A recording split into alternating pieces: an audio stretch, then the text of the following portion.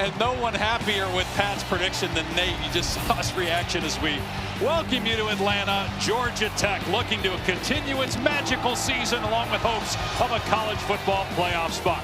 As the Rambling Wreck welcomes Syracuse to Bobby Dodd Stadium. This is ESPN College Football presented by ServPro. You are watching the ACC on ESPN. The Yellow Jackets are 7-0 for the first time since 1966. 4-0 in the conference for the first time in 27 years, and they are ranked 7th in season for the first time since 2009. And hi everybody, Dave Pasch, Dusty Dvorak with Taylor McGregor down on the field. Going into the season, a lot of people thought Georgia Tech was a dark horse in the ACC. They're unbeaten. They have some quality wins. They've also had some close calls, and people still wondering how good the Yellow Jackets really are. Well, I'm buying this Georgia Tech stock. I think this is a playoff contending team and a team that can win an ACC championship. They have veteran players, 27 seniors on this team. They know how to win late games, and they know who they are. They are tough. They are gritty, and nobody embodies that for their team as much as their quarterback, Haynes King. Meanwhile, Syracuse has all kinds of issues at quarterback. With that story and more, here's Taylor. Well, Dave, this week, Fran Brown gave a ringing endorsement to his quarterback, Ricky Collins, saying he is our guy because he gives us the best opportunity to win. But he followed that by saying he has to play better. He's thrown 8 interceptions this season. Now, this week, he was searching. He called him his personal quarterbacks coach who helped him with mechanics and where to put his eyes. They're really hopeful that they can get him into a rhythm early in this game, Dave. Yeah, they were a different team, Taylor, when Steve Angeli was healthy. Beat Clemson on the road, but he got hurt in that game. He is out for the year, and Syracuse has not won since. 3 straight losses. They won the toss, deferred. They'll kick off. It's a touchback, and so Haynes King will start on the Georgia Tech 25-yard line. His 3rd year with the Yellow Jackets after 3 at Texas A&M. He's been through a lot, up and down, injuries at A&M, benched at A&M. But with Georgia Tech here in Atlanta, he's been a star. This year, he's in the ACC Player of the Year conversation. 10 rushing touchdowns, most among quarterbacks, 3rd most among all players. He is what Georgia Tech football is all about under Brent Key, and nobody does a better job closing out games late than what we've seen from Haynes King this year. He'll throw on 1st down. 4 touchdown passes on the year, and it's a 1st down grab for Jamal Haynes out of the backfield, a 15-yard pickup. You better identify these running backs, especially Jamal Haynes as a receiver out of the backfield, roll the pocket, and an easy dump down to his talented running back. King has only thrown 1 interception on the season. That was against Colorado. He missed 1 game due to a lower body injury, but that was against Gardner-Webb, and they had no problem winning that game. King from the pocket throws a strike at the 45, and the ball's fumbled, and it's recovered by Syracuse. Chris Peel knocks it out. David Reese recovers it. Syracuse forces a turnover less than a minute into the game. Well, Chris Peel does an outstanding job here ripping this football from the hands of Isaiah Canyon outside. Watch him as he comes in. He's going to rip it out with his right hand. I call it getting the lawnmower going, Dave. Rip that football out. Good hustle and effort to the ball to create that takeaway for Gary Bryant III. And when you've been blown out 3 straight weeks, you haven't beaten a top 10 team on the road in almost 25 years. That's what you needed to start the game. Syracuse with that takeaway and starting in plus territory. And run on 1st down straight ahead with room inside the 30. Inside the 10 is Willis, and he's dragged down at the 1-yard line. But a 41-yard gain on the first play for the Orange. Well, this is the key to this game, getting Yasin Willis going. Good blocking on the interior, the offensive line, and the big 235 back, hitting it downhill. And now a flag comes down, movement by Syracuse. Ball start. Offense, number 89. 5-yard penalty. Boy, Dave, before the game, Fran Brown had incredible juice and incredible energy.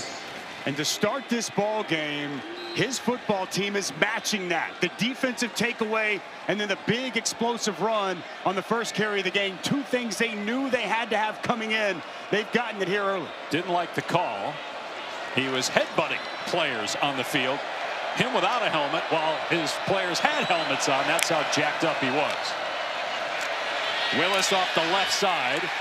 And he's kept upright for a moment and then brought down at the line of scrimmage.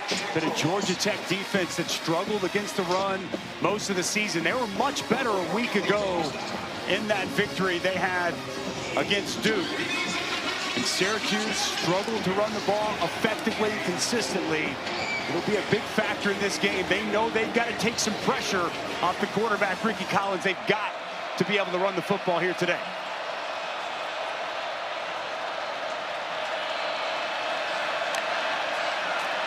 Collins to the air.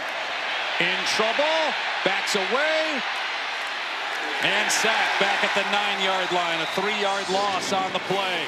Brought down by Kyle Eford, their leading tackler for Georgia Tech. Well, this is so important in this spot here for Ricky Collins. He has had serious issues with turnovers. 8 interceptions here since he's been the starter in the last 3 games. After the takeaway, be smart. Don't force anything that isn't there.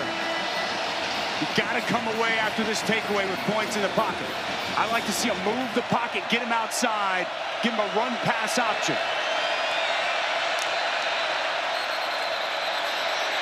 And another penalty flag.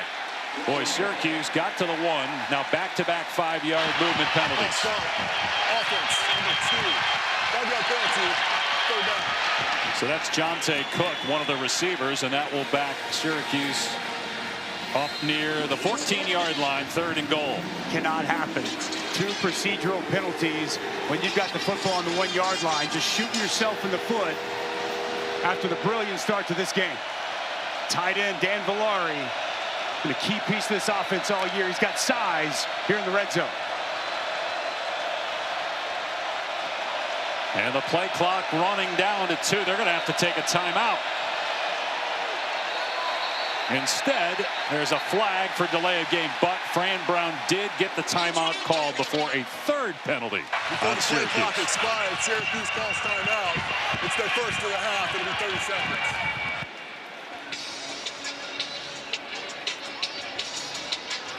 So Fran Brown in year 2 led Syracuse to a 10-win season last year. He's a great recruiter, and one of the reasons why, the way he relates to players, his energy. And Dusty, you mentioned pregame how he was getting after it.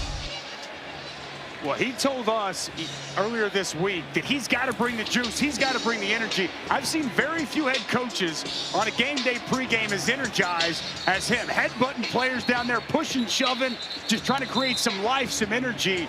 It's been a tough 3-game stretch for Syracuse, and Fran Brown told us it's his job to motivate the coaches, to motivate the players. They're going to follow his lead. He brought the juice into this game, and his football team has responded. But because of the penalties, it was 3rd and goal on the 1. It's now near the 15.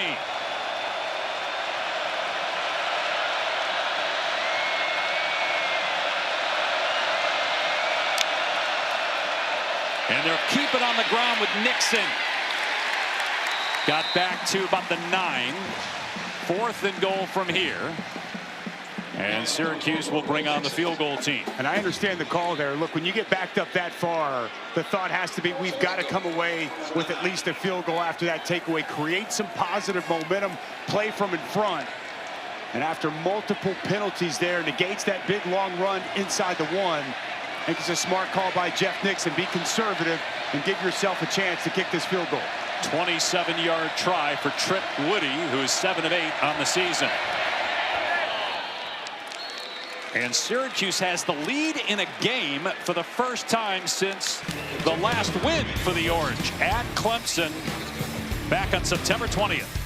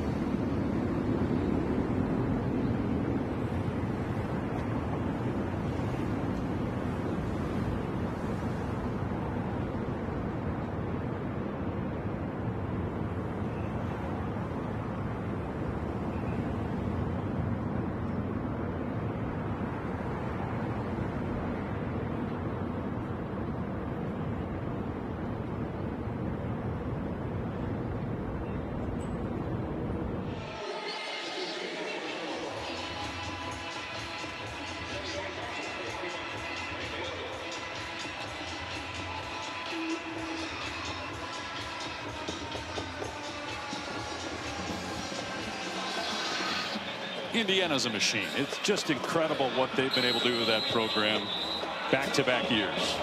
Different quarterbacks, too. Fernando Mendoza checks in. That defense has been stifling. So impressive.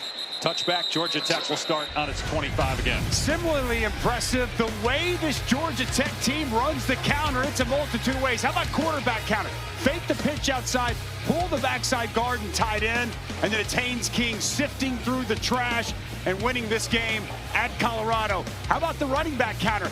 Motion out the running back. He's going to come all the way back inside. Look at where he's aligned off the snap. Still pull backside guard, pull the tight end. Now Hosley works all the way back inside, still running a counter. It's like Baskin-Robbins, 31 different flavors of counters. We see it right here on this first down run.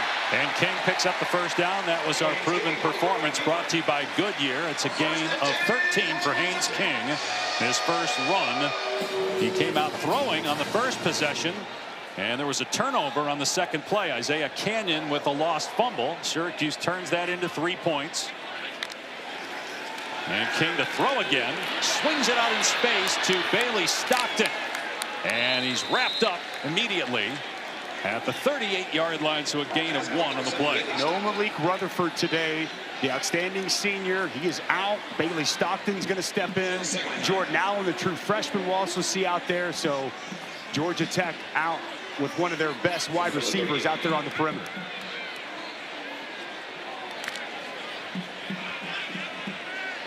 Georgia Tech, 19th in the country in total offense, 12th in rushing. And King to the air on second down and long. With time, checks it down with a long throw, and the catch is made by Jordan Allen at the 41-yard line. As we look at our impact players, brought to you by Mattress Firm. Well, let's start with the Syracuse side of things. Demetrius Samuel Jr., the second youngest player in the FBS, crazy talented. We've already seen Yassine Willis in the backfield. Bradford for Georgia Tech is playing great at DN, and Jamal Haynes, an outstanding running back here for this Yellow Jackets offense.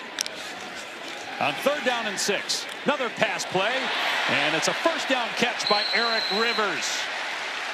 Spun down by Peel, who had the forced fumble on the first possession, but it's a 7-yard gain and enough to move the sticks for Tech. Well, it's a really good route here by Eric Rivers. They're going to send him in motion, create the matchup they want, some space as he works back on the comeback. Nice job here. He's just going to work to the outside. An excellent job by Haynes King locating his target. They run Haynes as they had an interesting formation with a tight end. J.T. Byrne actually lined up at tailback. And it's a gain of 2 for Haynes, who last year had just under 1,000 yards. 2 years ago, over 1,000. But they're splitting the carries this year with Haynes, Hosley, and a couple other players getting more reps. Showed the graphic earlier. Only team in college football with 3 different players over 400 yards. It's a 1-2-3 punch with Hosley, Haynes, and then King run the ball as a quarterback.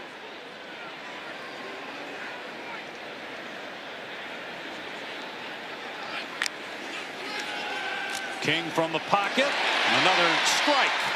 And out to the 40-yard line is Zion Taylor.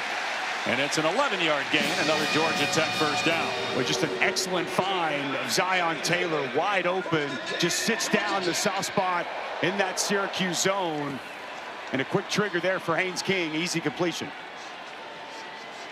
King last year set the ACC record for completion percentage at 73%. Dump off pass here. On the run is Jordan Allen inside the 20. They finally get Allen down to the ground around the 5-yard line. We talked about the counter. Now they fake the counter, bring the speedy Jordan Allen in motion, and he's wide open and an easy throw for Haynes King. Haynes King, 7 of 7 passing for 72 yards so far in the game. George Rooks, the injured Syracuse player.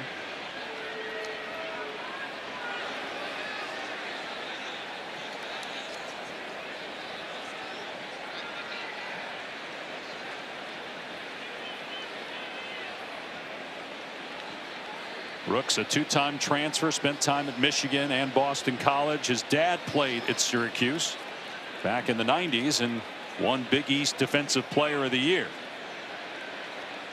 Well, you worry so much about the counter, stopping the run here. They're going to make it look just like a counter, pull backside. What they're going to do is bring this motion around, play action, and we're going to see Jordan Allen wide open out in the flat. Good perimeter blocking as well. But the speed by Allen out on the perimeter is outstanding. Just love the play design from Buster Faulkner. Not only do they show you all these different looks, but then they have counters off those looks. I think it's one of the best offenses, the best blend of run pass and keeping defenses on your toes that I've looked at all season. Buster Faulkner continuing to do just an outstanding job. He is in his 3rd season. He was hired by Brent Key when Key got the full-time job. Key was the interim coach for a bit in 2022 when Jeff Collins got let go. Faulkner has championship experience, won a couple of titles as an assistant at Georgia. Actually, Syracuse head coach Fran Brown was on that Georgia staff as well at that time. The balance this Georgia Tech offense has under Faulkner, 228 on the ground, 234 through the air. And it's concepts like that right there that get the defense out of place, misaligned, eyes in the wrong direction, and it sets up easy throws for Haynes King, getting it to talented, athletic targets.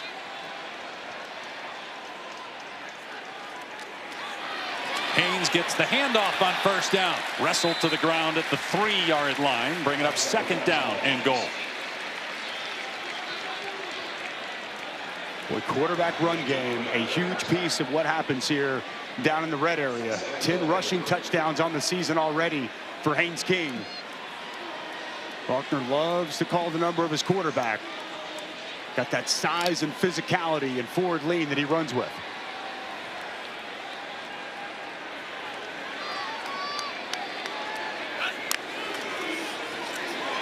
King pulls it back, throws the ball, and it's dropped. It would have been a touchdown by Josh Beetham. Only got 3 catches on the year, and maybe that's why. Well, Beetham just takes his eyes off this football, Dave. I mean, this is as easy as it gets. You know, play action inside. No one accounts for the tight end in the flat, and quickly pulls his eyes off the football as he looks into the end zone. And first incompletion thrown by King, but obviously not his fault. Now it's 3rd down and goal from the 3.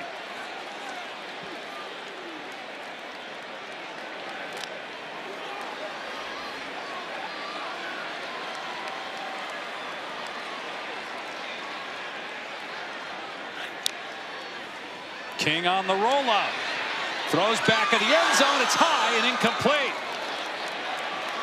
Demetrius Samuel in coverage that time, and now Georgia Tech will bring on the field goal team. Eric Rivers was the intended target, and Brent Key wants to make sure he gets points here. I'm surprised they didn't run Haynes King on 2nd or 3rd down. Not surprised at all that Brent Key going to take the points and try to tie this game up at 3 apiece.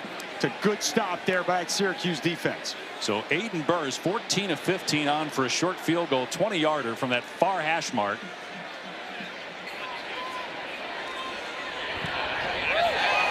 And Burr nails it to tie the game at 3, but that's a win for Syracuse. Well, Georgia Tech goes right back down the field. They were in position for a touchdown. It was right there in their hands until it wasn't. A drop by Beetham leads to disappointment from the coordinator. We're tied here in Atlanta.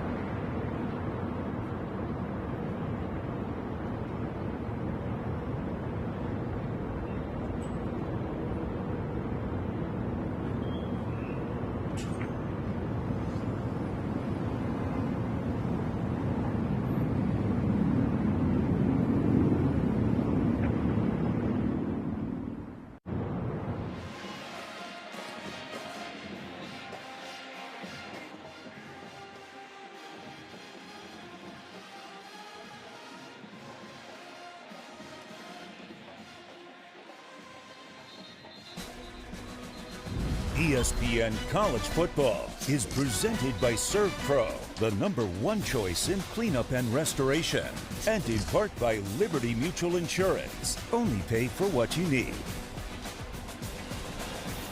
It's a game that means a lot to folks here around Georgia Tech. The win over Florida State, which was ranked number 9 back in 2015, known as the Miracle on Techwood Drive, a blocked Roberto Aguayo field goal that was returned on the final play for the stunning upset. There's about 50 members of that 2015 Yellow Jacket team that were celebrated moments ago on the field.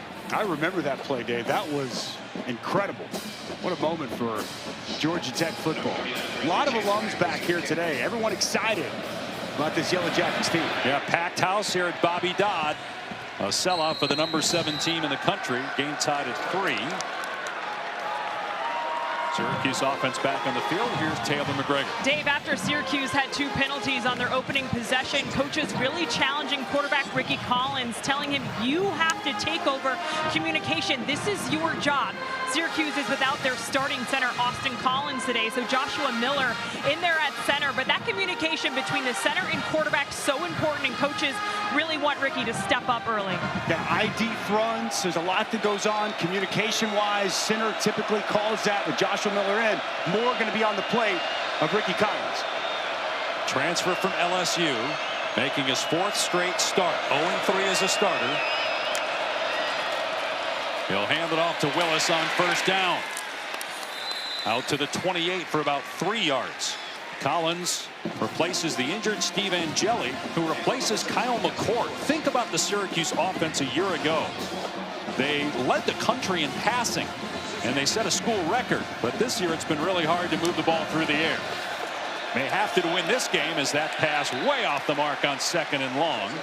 Intended for Justice Ross Simmons. Well, it wasn't hard to move the ball through the air the first 4 games when Steve Angeli was in. He was off to an outstanding start right where Kyle McCord left off. But for Ricky Collins, the struggle has been very real, and this is what they wanted to avoid, a 3rd and long situation. Look for Georgia Tech to be moving around and trying to confuse and change the picture on Ricky Collins.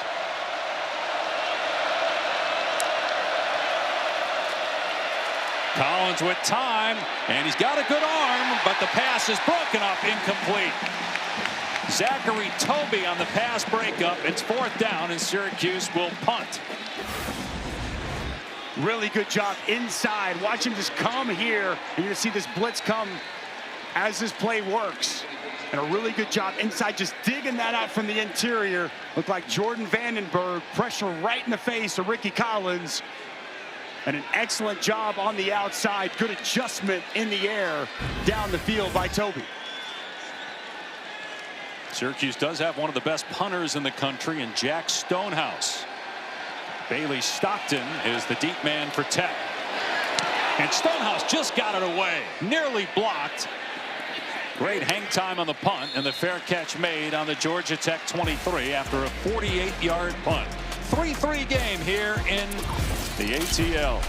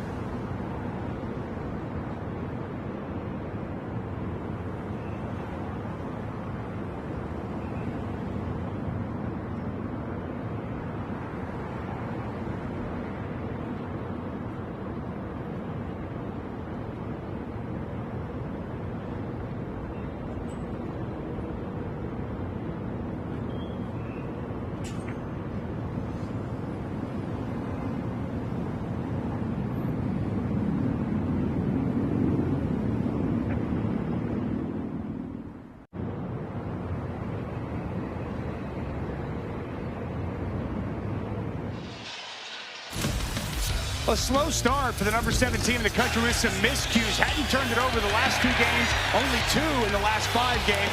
But a big rip out by Peel on the opening possession. Set up a field goal for Syracuse, and then a complete drop by Beetham. An easy walk-in touchdown. Georgia Tech tied up here late in this first quarter. No turnovers the last 2 games, 2 in the last 5, but the opening possession, they give it away.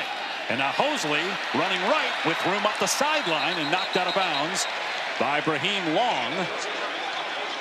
At about the 32-yard line is where he stepped out, so a couple of yards short of a first down. Boy, it's outstanding perimeter blocking as Hosley's going to get to the edge. Outside, it's Canyon, and it's Bailey Stockton doing a great job helping secure that edge for Hosley. And Malachi Hosley coming into this game averaging 7.5 yards a carry. He is just lightning with the football in his hands. Hosley on 2nd and short. Out to the 36-yard line for a first down. Hosley, the Ivy League Player of the Year last year at Penn. He was tackled that time by Jamie Tremble, who's been playing both offense and defense for Syracuse. And Buster Faulkner said he's a different human with the ball in his hands. He's been an excellent addition.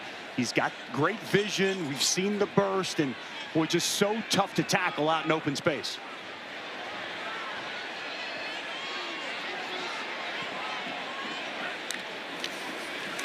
Hosley again up the middle and tripped up at the 40. Well, it seems like more and more coaches are coming home. Guys that played at a school going back to the school to be the head coach. And Brent Key, who played offensive line for Georgia Tech, now in his 3rd year, he's done a terrific job turning this program around. Penalty marker down pre-snap. Well, Brent Key 7-6 each of his first 2 years. First time in a decade back-to-back winning seasons. Offense number 58. 5-yard penalty. 2nd down. Last time Georgia Tech had 3 consecutive winning seasons. Obviously they're going to get that and more this year. Was a stretch from 97 to 2009 when Georgia Tech was an ACC title contender pretty much every year.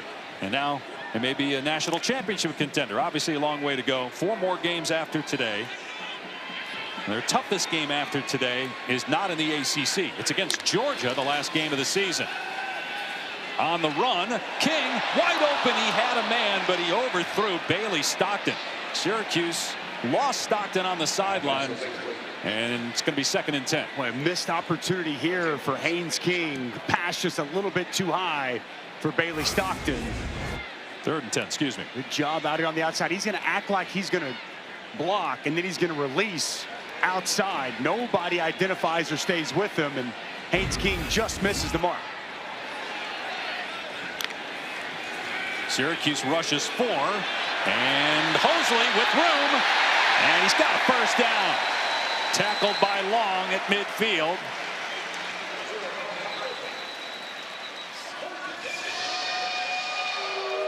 It's going to be a whole day. Bailey Stockton out on the perimeter helped spring after the catch there. Flag came down right on the spot. At the 33-yard line on the near sideline. Holding. Offense number 7. 10-yard penalty. 2nd down. Throw this swing screen on the outside, and Bailey Stockton in the game. Talked about him a lot already. Watch him right here as he's going to work. That left hand, Dave's going to get outside the framework, and as the Syracuse defender goes to the ground, it draws a flag. And that negates a 17-yard pass play and a first down.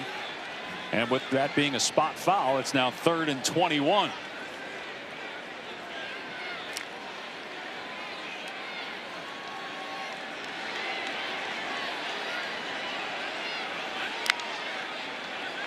Syracuse had 7 sacks last week. Will they bring pressure? First, a timeout. Their first The timeout. play clock was winding down seconds for the Yellow Jackets. Let's go to the studio and check in with Matt Berry.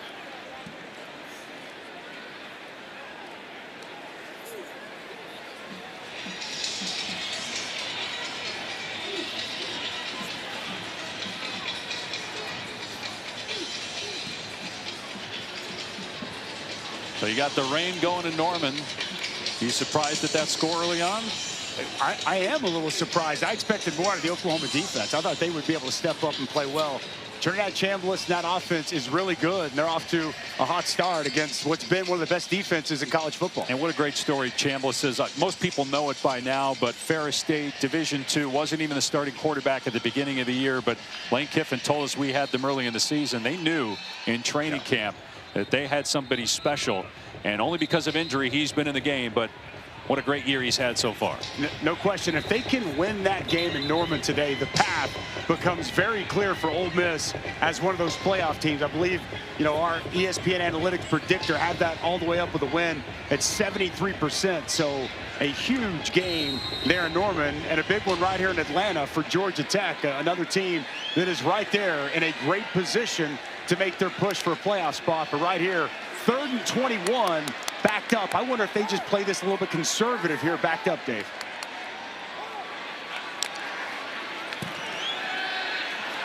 Instead, King unloads over the middle. The pass is caught by Stockton, but an immediate tackle at the 38-yard line, about 8 yards short of a first down, and so Georgia Tech will punt. A really nice job there by Deuce Chestnut, the safety, allow that to come open underneath, and its catch tackle was such a long way to go on 3rd down. And for Syracuse here, it's a big stop. They're able to limit Georgia Tech to a field goal on the opening possession, and now be able to force this punt big to get their offense the football back. Marshall Nichols on the punt. And he absolutely crushes that ball. He did have some wind at his back. That was a 62-yard line drive. It will come out to the 20 for Syracuse. Well, Fran Brown last year led one of the surprise teams in the country. Syracuse, its most wins since it won 10 in 2018. They set the school record for passing yards. Got off to a good start. The one loss was against Tennessee here in Atlanta at Mercedes-Benz. Steve Angeli gets hurt, though, in the win at Clemson. And with Ricky Collins at quarterback, a little bit of Luke Carney last week, they've lost 3 straight games by an average of 22 points per game. But you talk to people around the Syracuse program, they believe that if they can keep Fran Brown, Syracuse is here to stay once they get their quarterback situation figured out as a contender in the ACC. Pass caught by Gill. Got a foot down and a gain of a handful. I like that play call there by offensive coordinator Jeff Nixon. Move the pocket, nice easy throw, easy completion, and positive yards on 1st down for Ricky Collins. But you think about the job that Brown has done as a recruiter. The NIL dollars have gone up as well in Central New York to get some of that talent.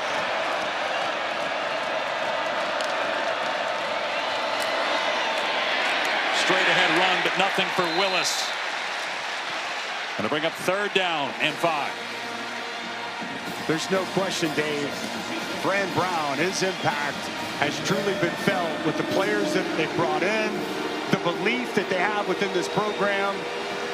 And we could sense it on the phone with him this week. I mean, even though things haven't gone great the last 3 weeks, there's no quit. And the competitive spirit within Fran Brown permeates throughout this program. A lot of bodies at the line of scrimmage here for Georgia Tech.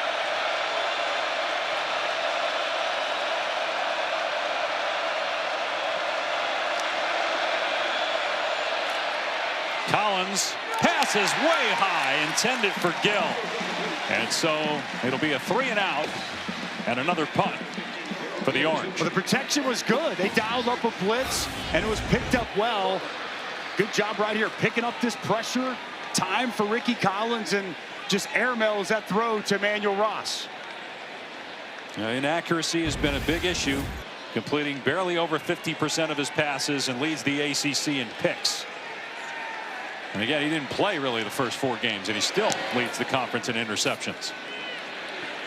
Punt gets caught up in the wind a little bit, and Stockton is cut down after the 45-yard punt and just a 2-yard return. Coming up on ABC at 3:30, number 4 Alabama at Williams-Brice Stadium to face South Carolina. Then in Death Valley tonight, Man, it feels like a huge game for Brian Kelly. Maybe not necessarily for his immediate future, but to at least settle down some of the fans in Baton Rouge with A&M coming to town. It feel like it is a huge game. I mean, anytime you get a chance to play at night in Death Valley, you got to take advantage of that. And if they lose their third loss, to me, they will be eliminated from any playoff conversation. And when they were a hot team before the season started, with Nussmeier coming back, would be crazy with a third loss before they hit November. Georgia Tech will keep it on the ground here on first down, and darting through a hole is Traylon Maddox. And he'll come up about 2 yards short of the first down. It's good movement off the left side of that offensive line. Go to more of a zone scheme.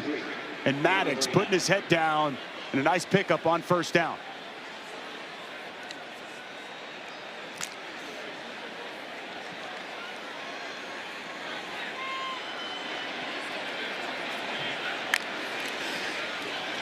Another run play. Haynes, and he's dragged down in the backfield for a loss on the play. And the man that made the tackle, Gary Bryant III, is shaken up for Syracuse. Loss of 2. Well, they need Gary Bryant III. He's been really good for them at linebacker. Transfer from South Dakota. Watching him on film, I thought he was the best tackler this defense had, as he makes a good tackle behind the line of scrimmage. And they will get after the quarterback and make plays in the backfield. They had 13 tackles for a loss against Pitt last week and the 7 sacks. So not surprising to see a couple plays that are negative plays for Georgia Tech here today. Wanted to be more aggressive. You go back to halftime at the SMU game, the first half of that SMU game, it was a real struggle. Defensive coordinator Elijah Robinson and Fran Brown, I think both took a look at it and said, we've got to attack. We've got to be more aggressive. And they've been more aggressive since then. As you noted, last week against Pitt, by far the best defensive performance they've had all season.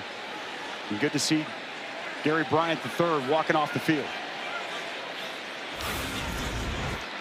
Take a look at him on this last play. He's just going to come from this linebacker spot. We just scrape over the top, diagnose this perfectly, and get the legs of Jamal Haynes and get him on the ground. You mentioned he played at South Dakota. He was an FCS All-American. That's the great thing about the portal. We touched on Trinidad Chambliss, Ferris State Division II. You got Hosley, who is at Penn, the Ivy League Player of the Year. These guys getting an opportunity on the bigger stage because of the portal and making the most of it.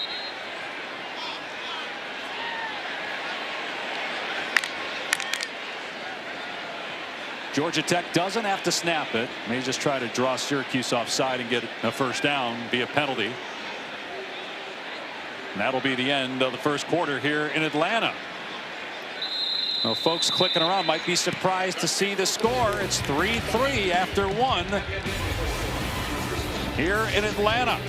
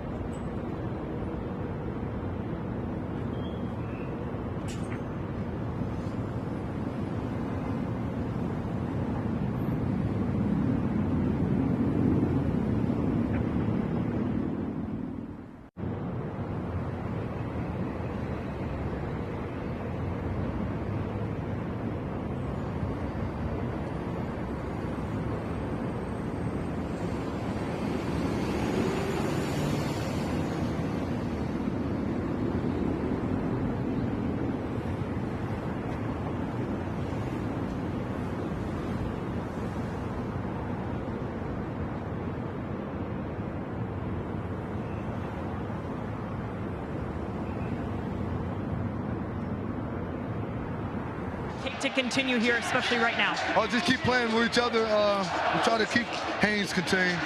Just keep playing with each other, having fun. We just got to enjoy this atmosphere. It's an amazing place here. Coach Key's done a good job, so we just got to try to keep Haynes contained, to be honest. Thank you, Coach. Control the King. Control the King. It helps when he's only run the ball once. He averages 17 carries a game. Might run it here on this empty set. 3rd down and 5. Instead, a pass play, and it's tipped, and it's still caught right at the 1st down marker by Jordan Allen, and it is a Georgia Tech 1st down. Wow, how about the concentration by the true freshman? Ball's tipped at the line, and he's able to come up with that on a big 3rd down conversion. They come back with a wide receiver screen to Rivers, and he's into Syracuse territory at the 42-yard line, but a penalty marker is down.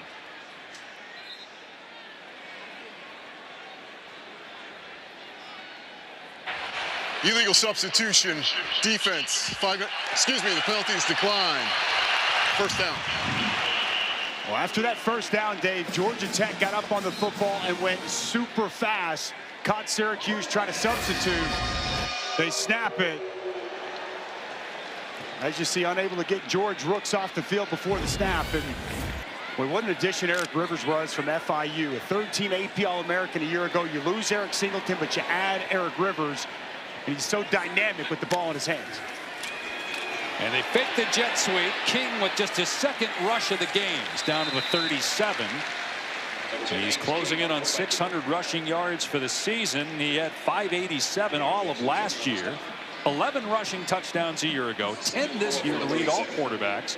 And 3rd overall in the country in rushing scores. And a high snap. King controls it, backing up, being chased, gets out of there, and now takes off. Stays in bounds. Beautiful play that time by King to get the 1st down on a broken play. How about Haynes King here? Nothing happening. He's working traffic. He's telling his receivers to go, outrunning defenders. I love the subtle hesitation. Defender flies by. Gets the 1st down and gets out of bounds. What a smart, savvy veteran play from Haynes King. And Dennis Jacquez Jr., who was chasing King in the backfield and swiped at him. He's down on the ground injured back near midfield. We'll step away early in the 2nd. Game tied at 3, but the 7th-ranked Yellow Jackets on the move.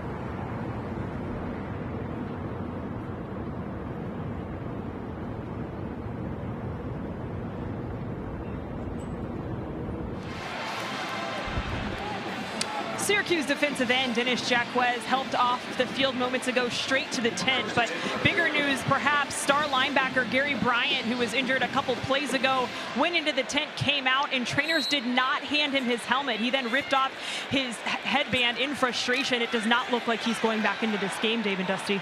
So that's 2 starters down. George Rooks, another starter, was injured but then has come back. And now we've got a timeout by Georgia Tech. Their second timeout of the half. It's 30 seconds. Right after we come back from commercial. And so they've had to burn 2 timeouts here. And yeah, Brent Key not happy.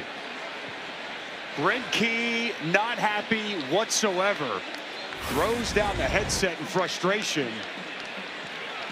Irate with whatever the confusion of the situation was and having to burn that timeout. I got a feeling that if you ever went into coaching, you would handle your team much like Brent Key. Just watching the 2 of you interact yesterday, a former O lineman and a former D lineman, in our production meeting, it's like you guys were separated at birth. He is a little bit intense, Dave, and I think maybe that's an adjective that you might use to describe me. But what I appreciate about Brent Key, he is about toughness. He is about physicality and discipline.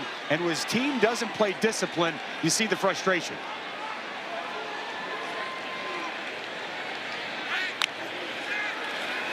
King in trouble and just throws that one away. That was a forward pass. Pressure by Simmons. Was outstanding job just right down Main Street. No one picks up the pressure, and it forces the errant throw there from King. Nice job there. Elijah Robinson dialing up some pressure, showing that aggressiveness, and getting the veteran quarterback flustered from the pocket. Moultrie Goddard was the other Syracuse player in the backfield.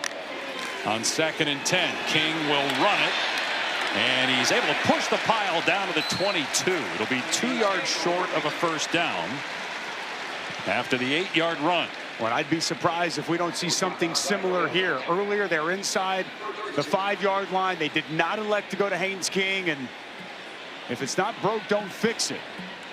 Next to impossible to stop Haynes King on the ground in these short yardage situations.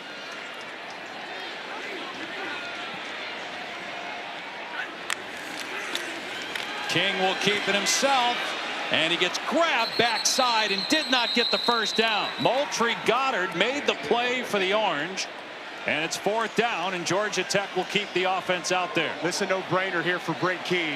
He prides himself on these type of situations, and to be honest, though, I know Haynes King got stopped on 3rd down. I expect him to go back to him here on this 4th down. 3 of 8 on the season on 4th down.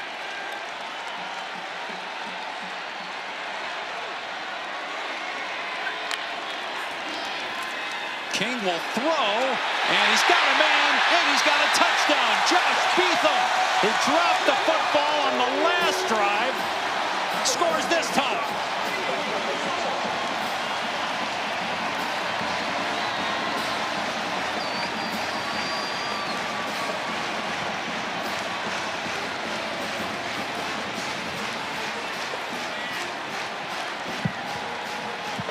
Just the 5th touchdown pass for Haynes King this year, 15th overall, and the first touchdown grab for Josh Beetham.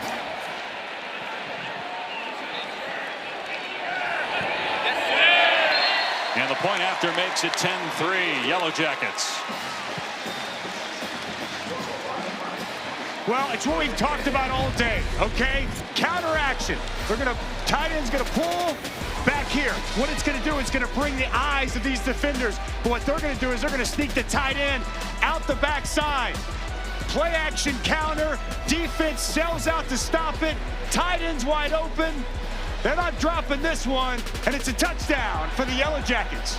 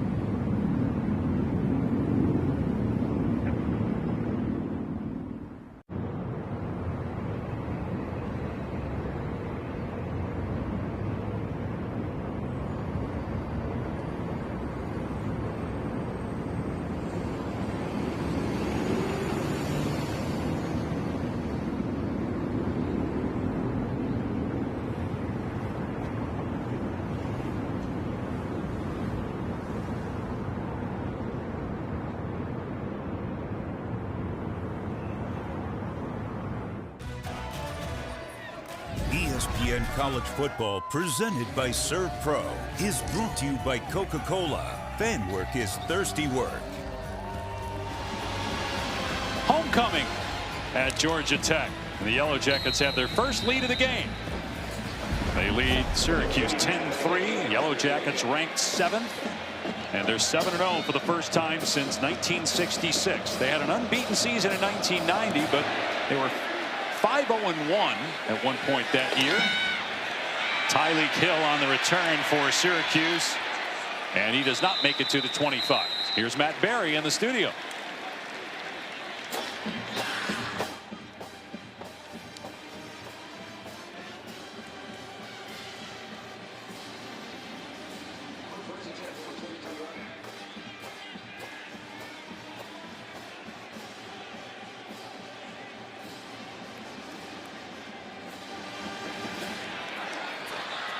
Got a safety and up 12-10 on OU. Look at the offense for Syracuse after that 41-yard run on the first play from scrimmage and a touchdown saving tackle by Kyle Efert at the 1-yard line. And the quarterback taking off Ricky Collins. That's their best play offensively since the first play, a 12-yard run for Collins. But get going with the legs of the quarterback. I love the block. Watch here by the center, 73, Joshua Miller, and then the running back, Yasin Willis, gets up to the second level, couple of key blocks. I think Ricky Collins is a good runner in open space. Keep going to that. Willis gets belted at the point of attack by Kamen Spalding, has really come on for Georgia Tech. Kamen Spalding flying downhill. As you mentioned, Dave, he is really coming on. They've added more and more to his presence on this defense on the third down package. It's kind of become a mainstay, and really nice job coming down with physicality, filling that hole. 59 rushing yards, but only 5 passing yards for Ricky Collins. They go empty here for Collins, and he'll swing it out in space. Willis gets a good block out there, and Willis has a first down. Well, finally a little rhythm to this offense. Easy throw, get Willis the football outside. How about Dan Villari outside, setting this edge, the big tight end. We haven't called his name in the pass game, but getting involved and getting a key block to spring Willis. Try to simplify things for Collins, and it's working on this drive. Tech will bring pressure here, and Collins in trouble and sacked back at the 40-yard line. Tried to step up, but Jordan Vandenberg was there for Tech. They're going to bring a lot of pressure. 7 coming, but the defensive tackle, watch him work around the offensive guard. Jordan Vandenberg, boy, just really good, getting low, getting that rip high, and getting Ricky Collins to the ground.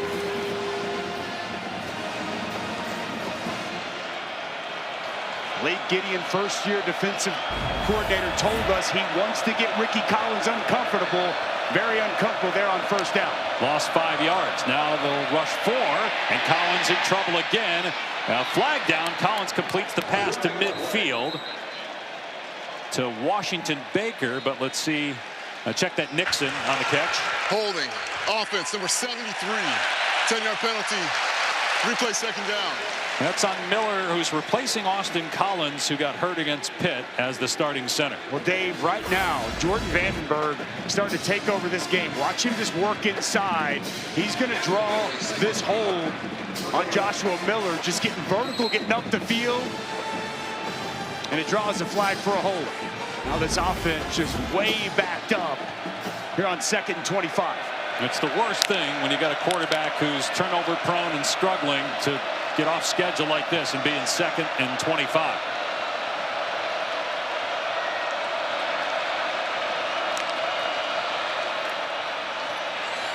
Collins will take off, and he gets popped at the 35-yard line by Omar Daniels. Only a 4-yard run. Omar Daniels just squaring up Ricky Collins, and he's had a lot of big moments already this season. Go back to the Clemson game on the goal line with a big pick, a 95-yard scoop and score last week. Veteran presence in the back of that defense, and some really nice form tackle.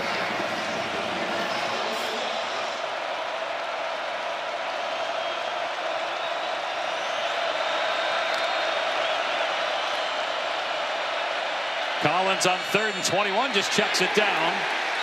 They get 8 yards, but be well short of the line to gain with Nixon making the catch. 4th down and about 12, and so Syracuse will punt, but they'll try to flip the field here with their veteran Jack Stonehouse. A couple of things worked there on that drive. Good quarterback run. They called the design quarterback draw, little swing pass to Yasin Willis, getting Ricky Collins involved as a runner, easy throws and getting the ball to their big running back. I think that's going to be something they need to continue to build off of moving forward.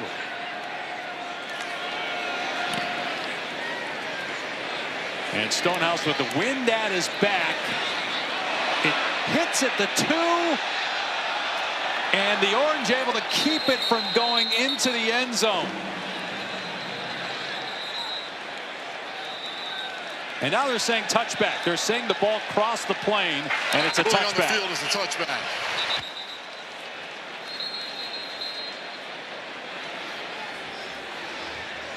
Well, this was so close to being perfect by Jack Stonehouse. It's the long snapper down there, Ethan Stengel. But once it crosses the plane in the air, it is a touchback. And you see on the far side there on the goal line, the other official, the back judge initially ruled, he's right there in your screen, that it was down at the 1, but the other official said touchback. Personal foul.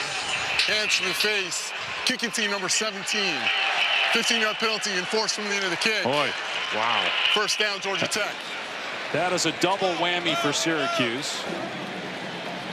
Jaleel Martin, the guilty man. So you think you got to pin at the 1. Instead, they're going to have the ball on the 35-yard line. Very difficult situation there for Fran Brown. I mean, you go from potentially have them all the way backed up and feeling like you've flipped the field, and now Georgia Tech going to have prime real estate to start this drive. Midway point of the 2nd quarter.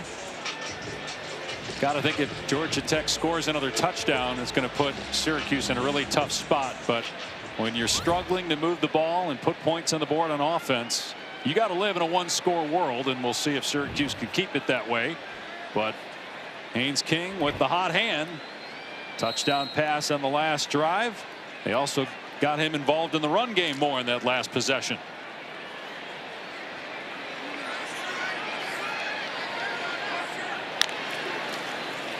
Play action. King setting up, gets hammered, and his pass is caught nonetheless at the Syracuse 40-yard line, but it came out at the end. Canyon couldn't hang on.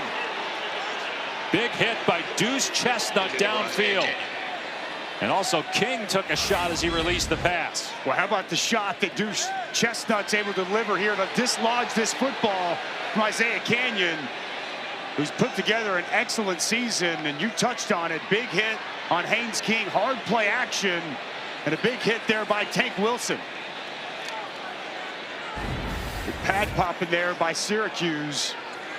That's a huge play down the field to negate that explosive pass. Rolling of an incomplete catch is under review. You saw the receiver juggling it, Isaiah Canyon, but they're going to go to the ACC Game Day Operations Center to see if he controlled it. Didn't look like it, though. What? Should be a pretty quick review there. Replay alpha was a good look, or Bravo rather. No control yet. Yep. Hey, John. ruling on the field is a complete catch. Okay, thank you. So John, we're going to show you the high left end zone. Yes, sir. We're going to Bill is showing that ball. We're not going to be able to have control yet. The player's going to get the ball. He's going to be contacted. He doesn't finish the process of the catch and maintain control throughout here. By the time he gets control, he's going to be out of bounds. Therefore, the ruling on the field is upheld of an incomplete pass. Are we all in agreement? Is upheld. I agree. Complete pass. I agree. Thanks, guys. And it's so great to be able to listen in on the Game Day Operations Center. Here's referee John Noley, who's on the Dusty Dvorak workout plan. Field is upheld. It's 2nd down. How do you know a workout plan? the white hat and myself are on. I'm just making a point that, you know, the dude's jacked. I didn't see not Ed Hockley level, but it's, you know, Dusty Dvorak level. I didn't see you in the gym this morning. I was there actually before you. Yeah, right. Not in the buffet line days. In the gym. Second and 10 for Georgia Tech on its 35-yard line. You're so right about the command center. The ACC, you know, just that transparency that we now have, it needs to be a staple across all of college football. Yeah, we'd love to see every conference go into that. It's just great theater for the viewer at home. King going through his reads and completes the pass to the 40-yard line for a 5-yard gain.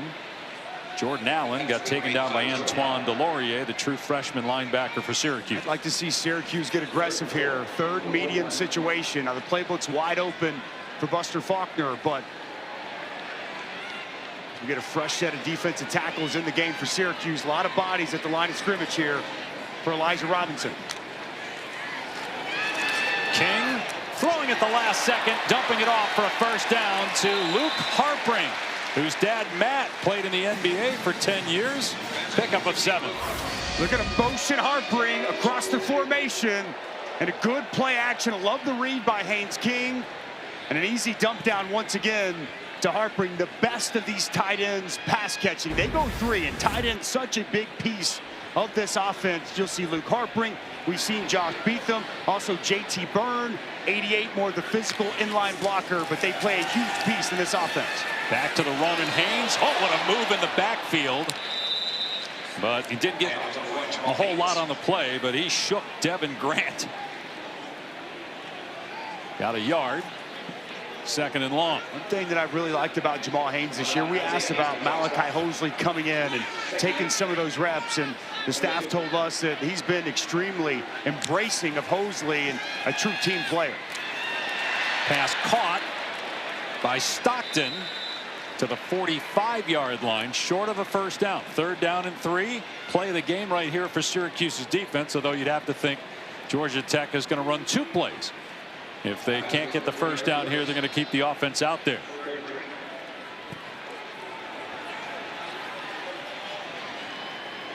Love to run it out here. They love to run Haynes King at these empty formations. Haynes motioning into the backfield. They hand it to him on the jet sweep. He's got the first down and ahead of steam. Hand fighting with the defender and out of bounds at the 25, a 20-yard gain. Well, just good blocking on the perimeter. This time it's Luke Harpring lined up outside. Gets a key block to help spring Jamal Haynes in the open space. Man, these running backs are so quick and so difficult to deal with in the open space. Now it's Allen on the jet sweep. And he's thrown forward by Samuel on a gain of 8 on the play. As Georgia Tech is now in the red zone. They are number 9 in the country in red zone offense. Just attacking the perimeter, attacking the edges of this Syracuse defense and having a ton of effectiveness on this drive.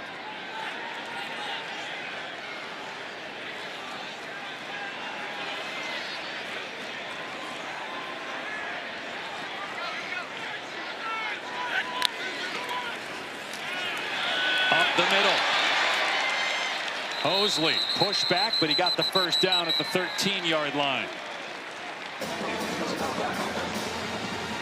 He's only 5'10", but he's 205 and bringing every bit of it to the table there. Good physical piece of running from Malachi Hosley. He's got a couple of 100-yard games this season, including a .29 against Virginia Tech. Yellow Jackets ranked 7th, up 7, and looking to add to the advantage. King dumping it off. It's Beetham looking for a second touchdown. And they mark him down at the 2-yard line. Actually at the 1, 1st and goal. Well, it's going to be very close. We'll see if Beetham's able to get in. Gets chopped down. Where's that foot? He's in. Where's the ball at? That's a touchdown. That's a touchdown. I think he's over. I think they're going to take a look at this. I think it's going to be the second touchdown for Josh Beetham. So we'll go to the game day operations center for the ACC again here. Left foot in. And again, looks like the ball crossed the plane before Really on that the left field foot is the touched runner the was sideline. short of the goal line. Okay, John, look at this shot right here. I've got the left foot is inbounds. That was the close one. His next body part down is going to be that same left toe. It hits right there. At that point, that ball is across the goal line. Let me see if I can get a side look at it. That shows that ball. So the ruling on the field is short, correct? Correct. Correct. Okay. So when we showed that view, we can see that that foot is inbounds. Would you agree, Bill? Yes, sir. That's So- how I it's agree as inbounds. well. And then we can then allow for a continuous action. So on this, we're going to see this, that the ball then comes in, and we are going to see that the ball is going to come. We have to determine if he goes over the pylon or inside the pylon here. So if we go back to that look on the far handheld. So this one here, we're going to be able to look at this to be able to identify whether or not that ball is coming over the pylon. And his Would we- left elbow is inside that pylon, and the ball is towards the middle of the field. So I say we have a touchdown. We do have a touchdown. I agree agree. with you. Okay, so we're going to A reverse touchdown. this to a touchdown, John. Touchdown. I got it. Agreement. I agree.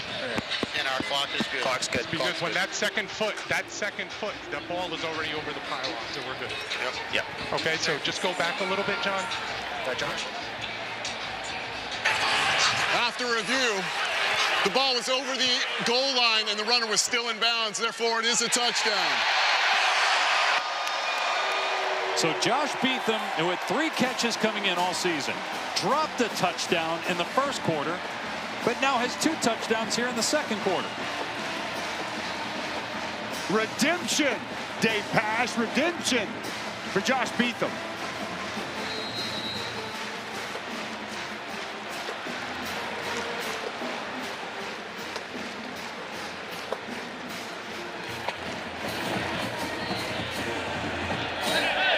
"17 straight points for Georgia Tech."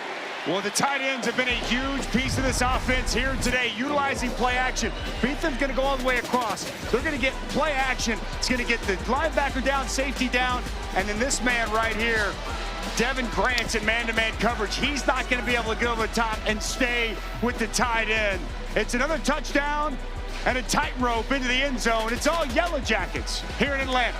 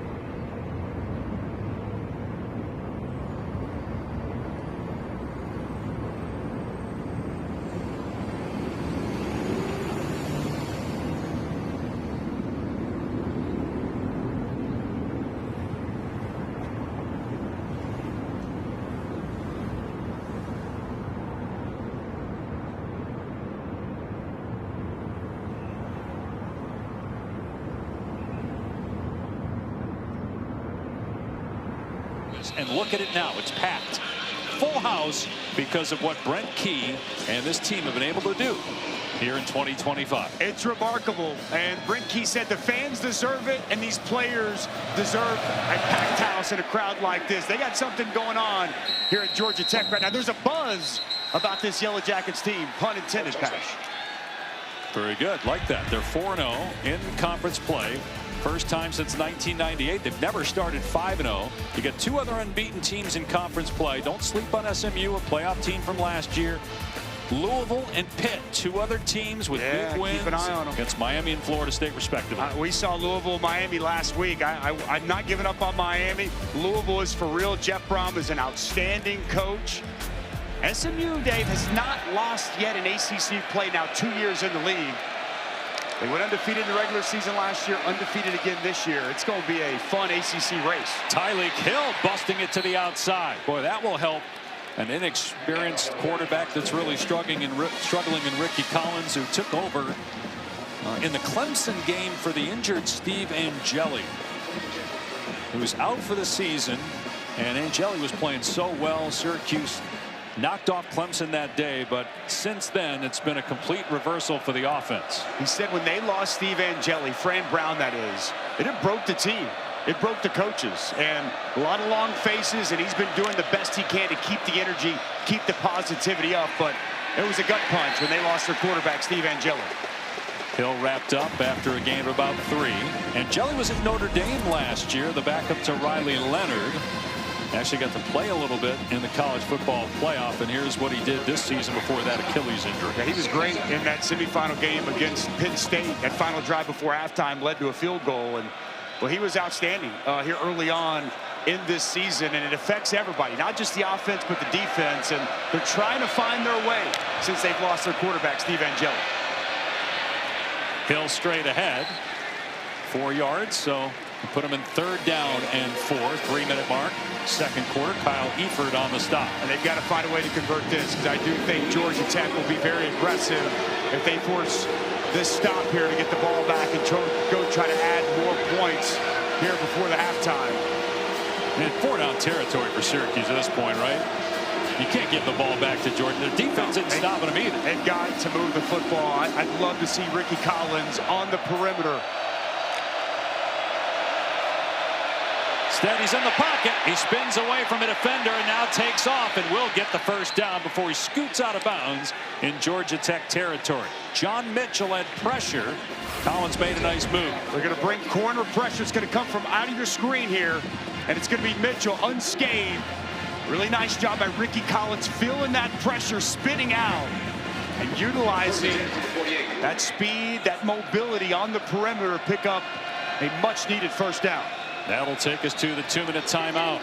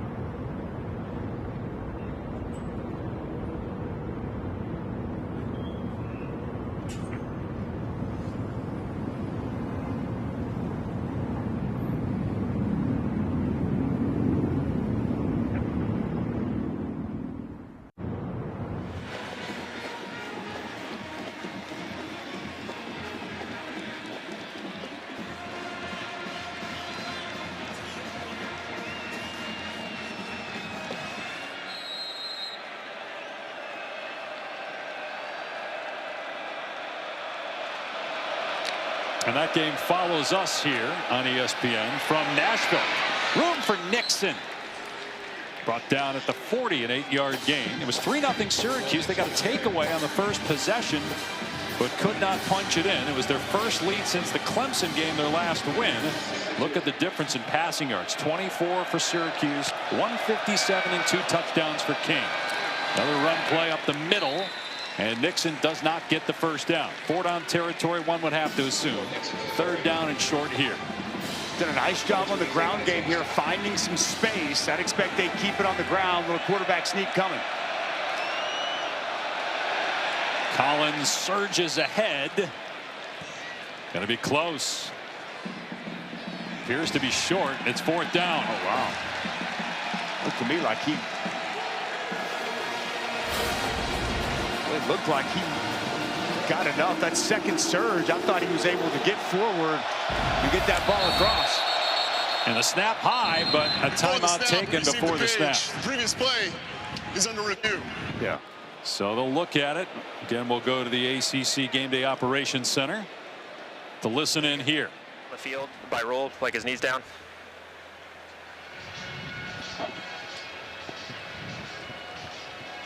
Get that clarification. Ben, did you have him down, his knee down?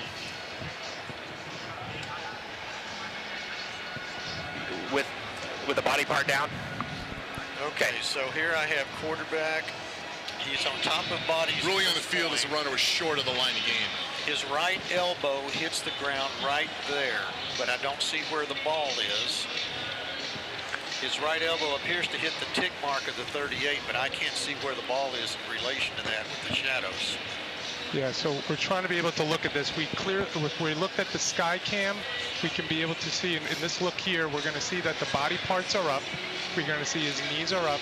But now with that near cart look, we're trying to be able to identify whether or not he reached the 38. So we're looking. Bill, if we look at that 38-yard line, can we be able to see the ball in relation to that 38-yard line? Now, Mark, I see his elbow hitting just about exactly at the 38, but I can't tell where the ball is in that shadow. This is short, but I'm not going to have enough to change that. So what we're going to... I cannot overrule that to a first down. So hold on, let's look at this here. Can we piece two together and get a better look? This is really tight. I'm trying to be able to identify any one of these. This is just going to be too close. I can't be able to overturn the ruling on the field with this. Are we all in agreement? Yes, sir. Yes, we're going to upheld the ruling. Ruling on the field is upheld. We're going to clock start. Are we good on clock? The clock is good. It stopped where it was, so we're in a good place there. Clock's going to be good. Okay, thank you. Thanks, everybody.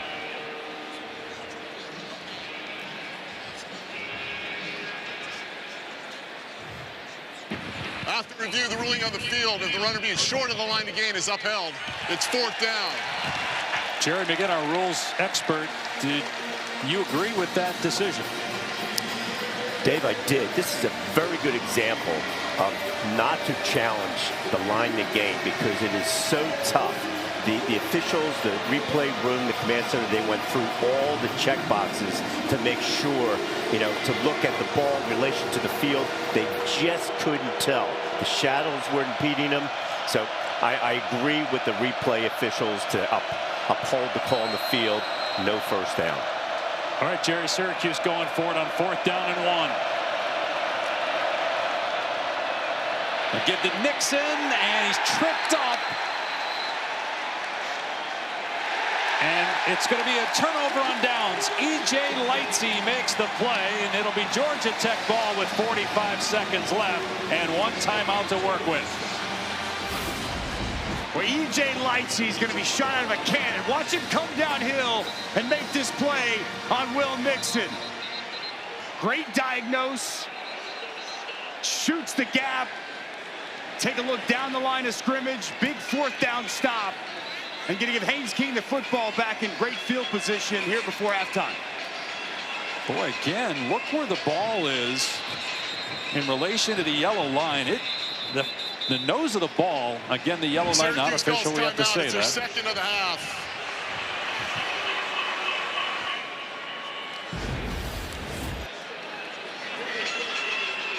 All the nose of the ball has to do is cross that line before the runner's down. It's closer than where the ball has been spotted.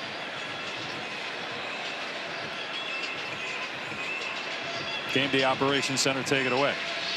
Hey, ruling on the field, run was short of the line to gain. Thank you. John, can you expand the near cart for me? Expand the near cart for me, Bill. Make that big. Please, just click on it. Okay, let's show him this. Okay, John, here's the elbow down, the first body part down. He had to get to the 38. That does not tell me that he's at the 38. I can't prove that I certainly can't show that he's past the 38. I would agree with that angle. And then when I put that together with the high 30, the left 30. Yeah, this is going to be our. That's a good look, showing the point his elbows down. He looks clearly short of the 38. So the ruling on the field is going to be upheld. Would everybody be in agreement? I'm in agreement, Mark and Bill. Okay. Yep. The ruling on the field is upheld. Okay, Thank you. Our clock. Thanks, everybody. Thank you. That was a 4th down play, right? Yes. Correct. And we're going to start on the clock was stopped. It stays stopped. We're good. And we're going to Put 46 on the game clock. Yeah, they Correct. the field. Yeah. And Syracuse is not charged a timeout. Correct. Let's reset the clock to 47 seconds. Correct. He was down at this point. That was 47 or 46? 47. 47. Hold on, let me check that. Wait, let me check this. This is at the 47. This is good. Yeah, 47 seconds. 47 seconds. After further review, the runner was short of the line to gain. It'll be first down, Georgia Tech.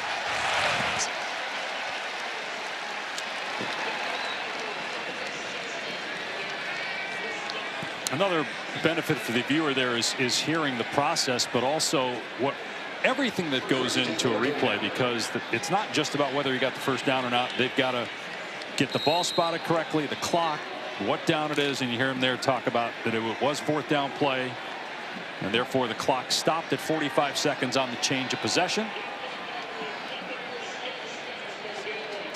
So they're going to add 2 more seconds. 1 timeout for Georgia Tech. Clock will stop on first downs to reset the chains. Isaiah Canyon's got great size on the outside. They love to push the football down the field to him. We'll see if they take a shot to him here before halftime.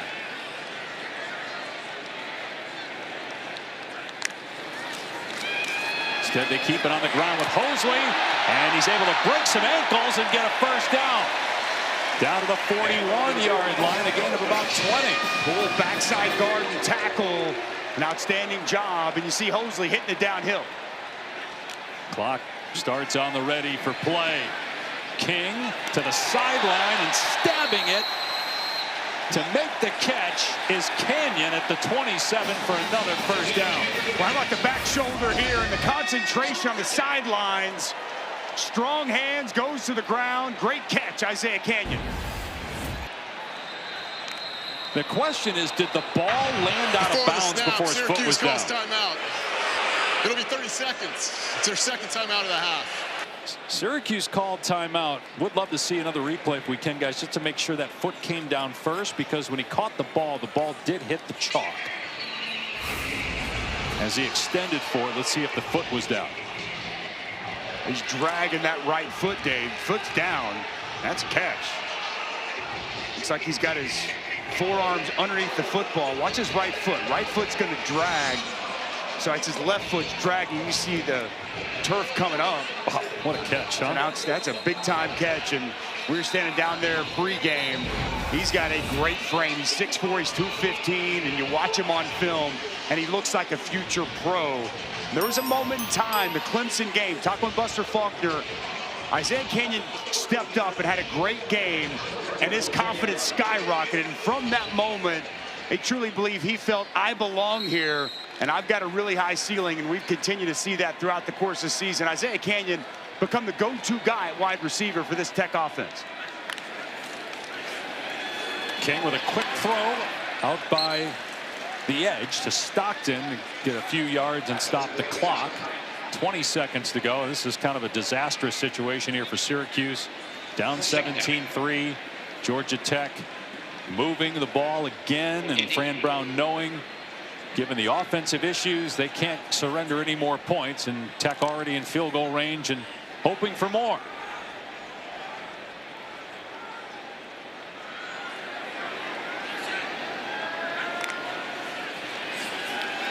King loses Stockton. Breaking tackles. A flag is down. Stockton tackled at the 1. 12 seconds left. 2 penalty markers are down at about the 15-yard line. And Georgia Tech walking backwards. That would negate a 25-yard gain if it's on the Yellow Jackets.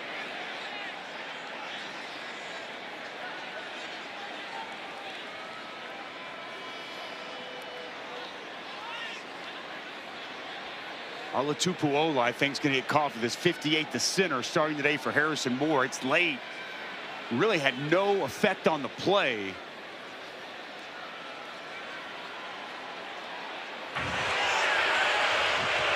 Personal foul. Illegal blindside block. Offense number 58. It's a 15-yard penalty. Replay second down. The foul doesn't clear the clock up. It'll start on the ready for play. And it's unfortunate because Bailey Stockton had already cleared. That was behind him, and it negates a very well executed screen pass to Bailey Stockton. So they had a second, 13 seconds to go. Still the 1 timeout for Georgia Tech. Second down and 12.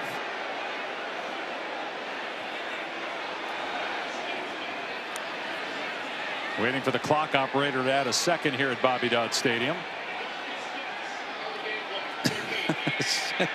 John Noley, the referee, pleading with the clock operator, who still hasn't added the second. And now the fans are booing the clock operator. Does that button not work? It's still stuck at, now they got a 14. They still can't get it right. 13 seconds. 13 seconds on the game clock, please. Maybe the 3 button just is stuck. There we go. They figured it out. Well done. Better late than never. And now Haynes King taking off. Ton of room. King inside the 10 and down to the 5 with about 4 seconds left. The clock will stop and Georgia Tech will call its last timeout. Timeout, Georgia Tech. So now do you kick or do you go for the touchdown? I mean, I think they're going to go. I think they're going to take points. I think they're going to kick the field goal here, Dave. I think that they want to take a 3-score lead into halftime. And hard to imagine the way Syracuse's offenses look, whether the lead is 17 or 21, that they have enough to overcome that. Well, it's a design quarterback draw. You're going to see Haynes King really just do a nice job finding some space. 67, the left guard, Joe Fusel with a key block. And Haynes King just so dangerous, whether it's low on the shoulder, utilizing the power, or also in the open field, making defenders miss. Once again here today, he has been outstanding. 59 yards on the ground, 183 through the air. It's been the Haynes King show here through 30 minutes of this ball game, Dave. And Aiden Burr made a 22-yarder earlier. We'll try a 20-yarder earlier. We'll try a 22-yarder, and that's good. So it's now 20-3. There's 1 second left, and there is an injured Georgia Tech player. Peyton Joseph, but he is up and on his feet. We talked about it. It's been the Haynes King show, and here's just a glimpse of what he's been able to do here today. It started early in the ball game. We told you what was coming. Some quarterback counter. Let's fake the toss outside. Let's pull the backside guard, Rutledge, and get up between the tackles. for a big game. We've also seen him impact this game with his arm, utilizing the tight ends in play action. You draw those defenders down. No one accounts for the tight end, Josh Beatham. That was the first time. There's the second time. Oh, by the way, Beatham also dropped a touchdown pass as well. The efficiency has been excellent here today for Haynes King. Almost flawless.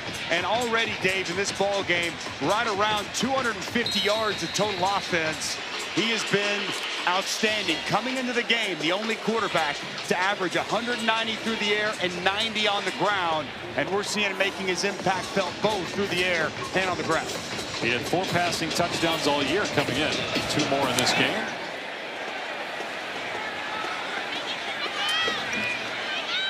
Hill on the return with the clock at 0, and the half is over. It was 3-0 Syracuse early on, but all Georgia Tech since as the Yellow Jackets look to go to 8-0.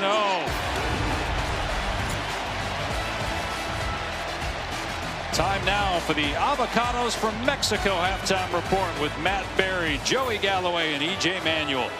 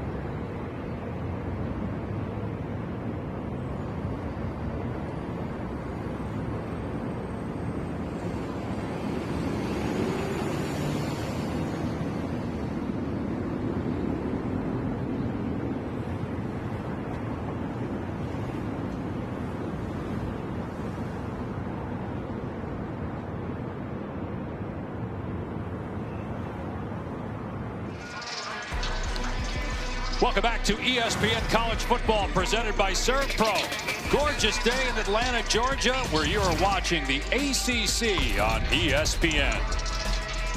It was 3-0 Syracuse, but Georgia Tech with 20 unanswered points and a 17-point lead at halftime as the Yellow Jackets look to go to 8-0 for the first time since the mid-1960s. Our first half stats brought to you by Tums.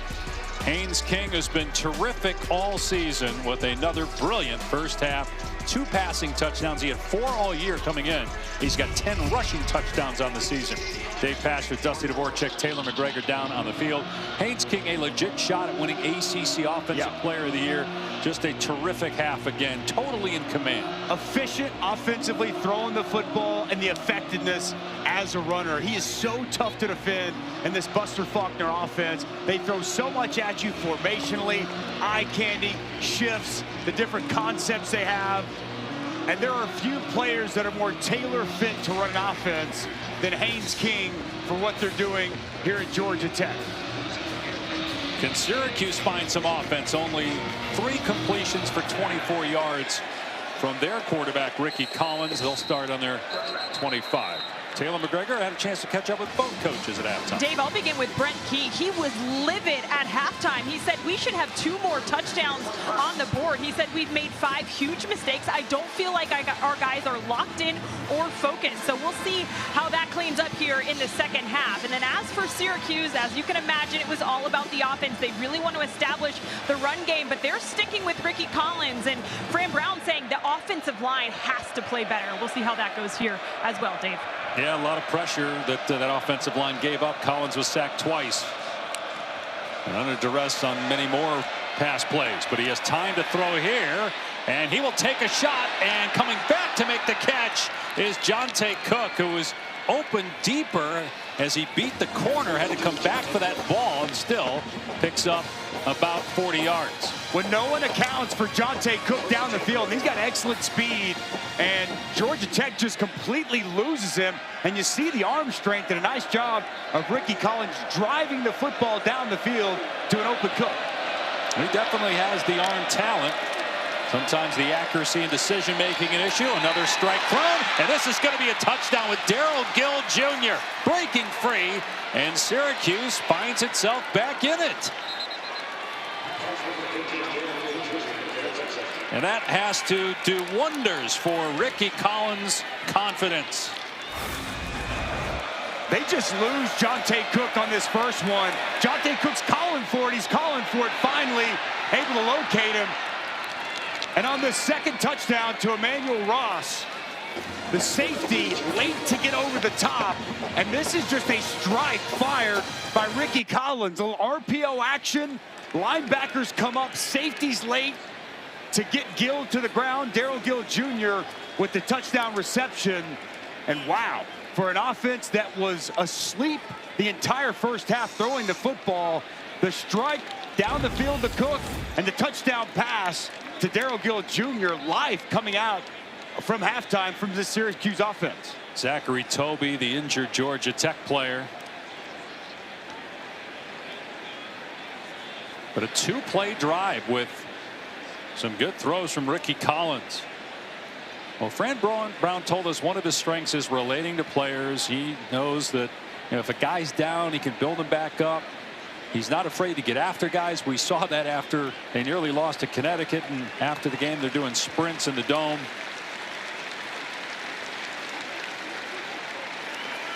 And Ricky Collins is responding, and that could be big for Syracuse because it's his show the rest of the way this season with Steve Angeli out for the year.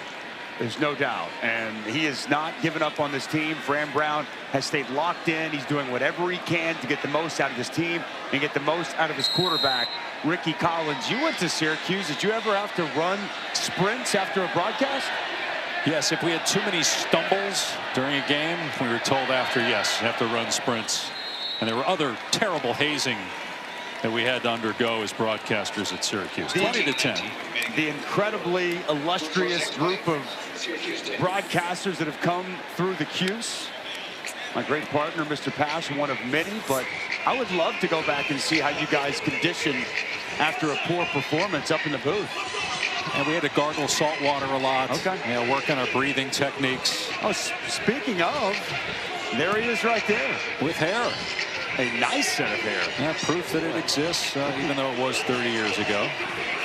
Very nice, Mr. Pash. And you went on to, you were the voice of the Orange there for a little bit. And actually, yeah, the last time they beat a top 10 team on the road, I actually called that game as their play-by-play announcer. In 2001, they beat Virginia Tech on the road that year. What a great start to this second half. That's got to do wonders for Ricky Collins and his confidence. It was non-existent in the first half, but much alive here to start the second. Well, keep in mind, on the first offensive play, Syracuse got tackled at the 1 and had to settle for a field goal because of penalties. Imagine if they had scored on that play. It'd be 20-14, be a one-possession game here early in the third. As it is, down 10, and now Haynes King going to work. So Syracuse's offense did its part. Can the defense do something now? We touched on it. It was all Haynes King in the first half. But really, to me, the balance of this offense, they threw for 183. They ran for 139, 322 yards. They really had their way with the Syracuse defense. King checking it down. Nice catch by Haynes. Is an excellent receiver. 16 catches on the year coming in. A gain of 13 before he steps out. When nobody accounts for Jamal Haynes out of the backfield, they play action to him. He continued down the sidelines on a wheel route, and just a completely blown coverage by Syracuse. Now Haynes will run here. And he gets chopped to the ground to the 41 after a gain of 3.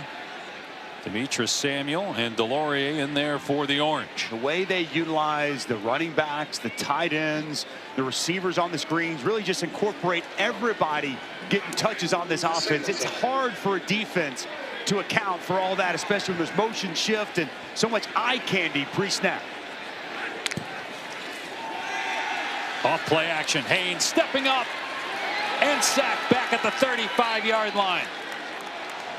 Kevin Jobity, who had 3 sacks against Pitt a week ago. Well, Jobity's going to be here on the inside, but it's going to be Reese also that forces Haynes King to step up. Jobity's going to get the sack, but it's David Reese that forces Haynes King to move, and goodbye Jobity staying active and getting Haynes King to the ground. You mentioned David Reese. This is his 8th season of college football. Blitz coming. King in trouble, being chased. Throws it up for grabs, and coming back to make the catch and getting the first down. All the way to the 50-yard line is Zion Taylor.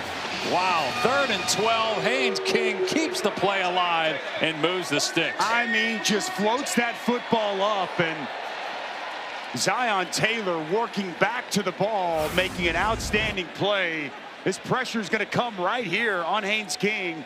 It's going to get to him almost immediately, and Haynes King retreats, buys time, floats that ball up in the air, and an awesome individual effort by Taylor. Mosley downhill, breaking tackles, running hard, and moving the pile near the line to gain at the 40-yard line. You see that spin move at the end of that, Dave, and that was one thing that really stood out on tape. He utilizes that spin move so well right there on contact as he makes the initial defender miss. Boom. Spins and spins forward, and excellent yards after contact. No second down in inches. And Tech will pound it and get the first down. Mosley tossed to the ground by Omo Pariola. Cornell Perry in there as well. We saw an outstanding 1-2 punch when we had Notre Dame earlier this season, and what that backfield does, but there aren't many in college football, and I haven't seen any in the ACC like Malachi Hosley, Jamal Haynes. And when you add on Haynes King, it's really a 1-2-3 punch. Boy, it's rare what they have here at Georgia Tech. And a screen set up here to Patterson. He breaks free, stays in bounds, dives and hits the pylon. It's a touchdown for Tech. Great response by Haynes King and the Yellow Jackets.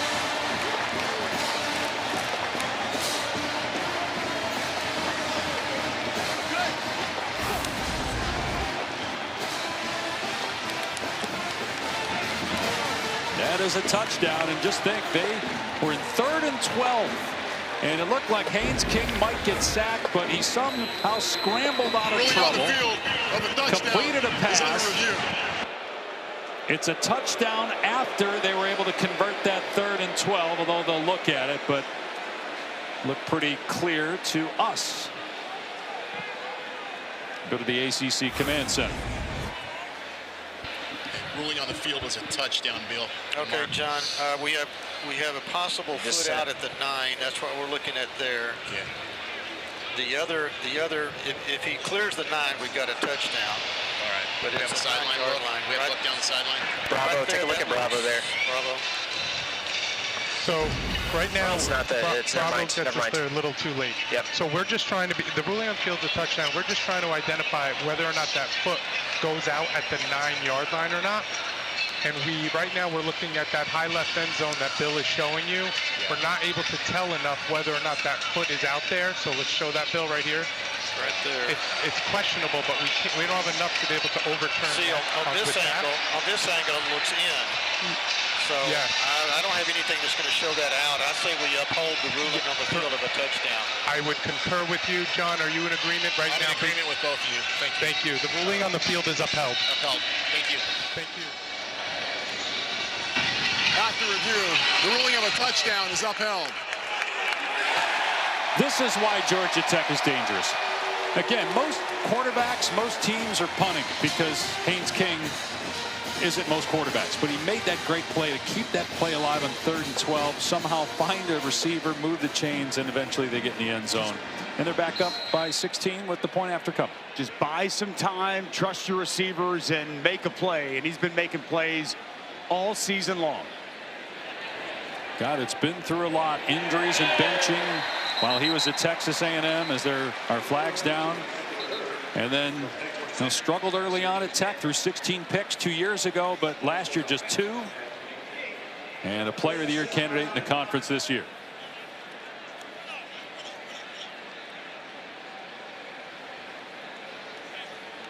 The extra point was good, but again, flags down. And all the players are off the field right now, so got to imagine it's on Syracuse. Unless Brent Key wants to take a point off the board and put his offense out there and go for 2. Illegal substitution, defense, 12-minute formation. The penalty is declined. The try is good. Well, let's look at that Dean Patterson screen pass for a touchdown. The left side of the offensive line. McKinney getting outside with a key block. It's Fusel with a block here, and then it's a touchdown for Patterson to the house. The offensive line is such a key for this offense. They get big guys on little guys and fast guys on the sideline. Georgia Tech all over Cuse here today.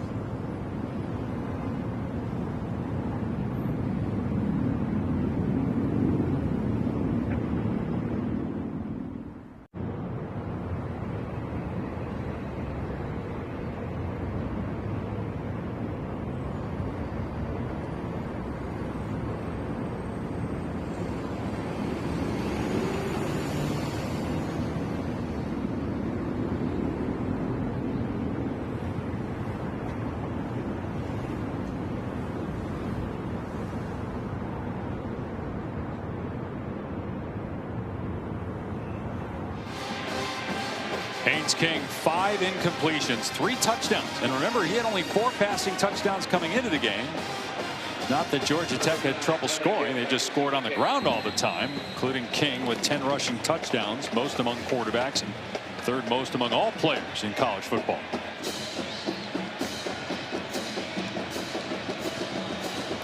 Well, Syracuse gets it back. They'll likely have a more confident quarterback than Ricky Collins after that 2-play drive on the last score. He will start this drive on the 25 after the touchback. Collins, who spent 2 years at LSU behind Jaden Daniels and Garrett Nussmeier, started the last 4 games because of the injury to Steve Angeli. He hit Darryl Gill for a 34-yard touchdown after the long pass to Jonte Cook to start the drive. Accurate throws. You saw the arm strength, both essentially line drives down the field. We'll see exactly how Ricky Collins can build off that early second half success. And it's play action. And Collins takes off. Brought down around the 35-yard line, or 30-yard line, rather, gain of 5. Here's Taylor. Starting nose tackle for Georgia Tech, Matthew Alexander, is out for the rest of the game. This in addition to Akilo Stone, who was the backup nose, who's also out. And then also Zachary Toby, who we saw injured when Georgia Tech was on defense previously, is still in the tent. So some injuries to the defense for Georgia Tech, guys. And they had injuries on the defense coming in, Taylor, with Amari Harvey and Jai Gilmore, their leader on defense, not available today. Willis in trouble in the backfield. Maybe got back to the line of scrimmage.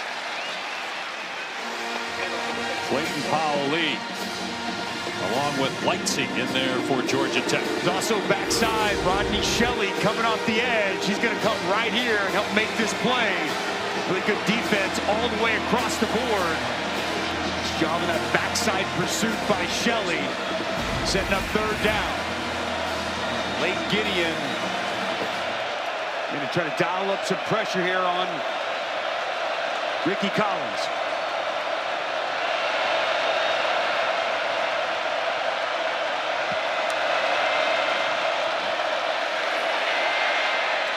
Collins throws behind the sticks, and Cook will not get the first down, and now Fran Brown has a decision to make on 4th and 2. I think from his own side of the field, my gut is he's going to punt this football.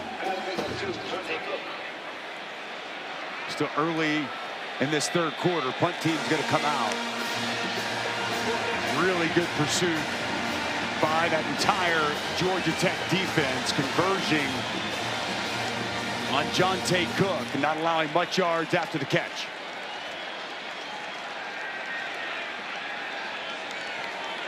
Bailey Stockton deep, Stonehouse to punt. Kicking into the wind. Stonehouse has a very strong leg. But that ball gets hung up in the wind. You can just see it die. That thing was a moon ball, though. But the fair catch made around the 35 at Georgia Tech after a 42-yard punt.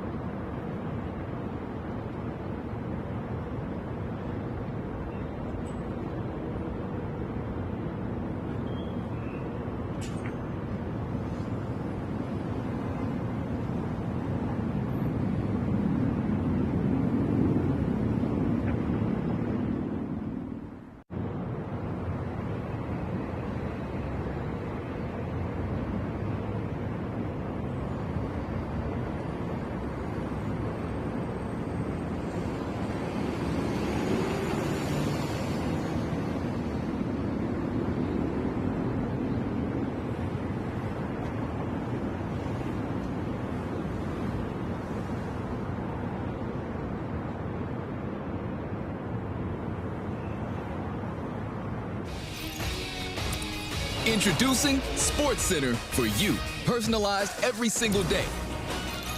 Now available on the ESPN app. Powered by your favorites. Dave Pasch, Dusty Dvorak, Taylor McGregor in Atlanta. Haynes King with 3 passing touchdowns and going to work again here. Taylor has more on this young man's story. Dave, Haynes King has had a memorable season on the field for Georgia Tech, all while battling some serious stuff off the field. His dad and his greatest mentor, John King, who's a legendary high school football coach in the state of Texas, was diagnosed with mouth cancer before the team's Week 1 game at Colorado. He initially underwent a procedure to remove the tumor, but they found another piece, and he's still going through radiation, but he is still here supporting his son here today. And when we asked Haynes King about it, he said, when I found out, the first thing my dad wanted me to know is that I still had a job to do quarterbacking this Yellow Jackets team. Mosley with a huge hole, and he's to the 38-yard line of Syracuse. Well, Haynes King, it was interesting because we met with him. We had their game at Colorado, and we didn't know, but at the time he did know what his dad was going through. The diagnosis had just happened, and he was just as enjoyable to talk to and professional as he was when we talked to him just a few days ago. And now that his dad's been dealing with this for a couple of months. Just really a joy to talk to, and he's overcome a ton through injuries and being benched as Rivers makes the catch and is spun down to the 31. And his dad, a former lineman, also his football coach. And, you know, so he told us that, you know, now getting a chance to work with a guy like Brent Key, he said it's brought him back home to who he really is. We see so many parallels and similarities to his father and Brent Key. It's really brought them closer. Another thing I love that he told us about his dad is how much he challenged him. He used to call him a wuss and challenge him in every aspect of his life. And he says that competitive drive, that toughness that he has, all comes from the way his dad pushed him and raised him. Haynes loses 4 yards. Let's check in with Taylor for more on Haynes King. It's funny, Dusty, because so many people around Georgia Tech will just describe Haynes King as tough. And he says it's almost hard for me to hear because growing up, my dad told me I was everything but tough. Yet it was the way his dad raised him that he has been able to show the grit, the toughness that embodies everything Georgia Tech football is about. Well, the leadership that he brings to the table, he showed to the entire team in training camp because he slept in the locker room. He set up shop there, had a bed and everything, and he slept for several nights in a row in the locker room. King lobbing it downfield, and he has a completion inside the 10 to Stockton. Brought down at the 2-yard line. Another great pass by Haynes King. With moving to his right and just continues to put the ball right where it needs to be. A lot of air underneath that and allowing his receiver, Bailey Stockton, the ability to adjust and make a great catch. He's overcome a fractured ankle, a stress fracture to his lower leg, a shoulder injury that he played through last year for most of the season, missed 2 full games with it. He's finally healthy in 2025, although he did miss 1 game with an injury. He fakes the pitch there, keeps it himself, and he has his quarterback FBS leading 11th rushing touchdown of the season.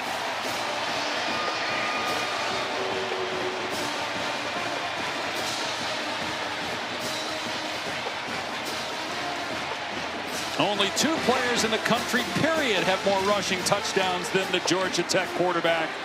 And we talked about that relationship there with Brent Key, his head coach, the first man to greet him as he comes off the field. Key told us when Haynes King's career is over, they will be best friends. They are that close. And the extra point is good, despite the can being in the way, and it's 34-10. Well, we showed you this exact play earlier from the Colorado game. Pull backside guard, pull Bird in front, fake the toss here, and it's Haynes King gonna hit it downhill. It's been a staple play this offense all season, and a staple play once again. We heard earlier from Fran Brown, they've got to contain the King. Nobody's containing Haynes King here today.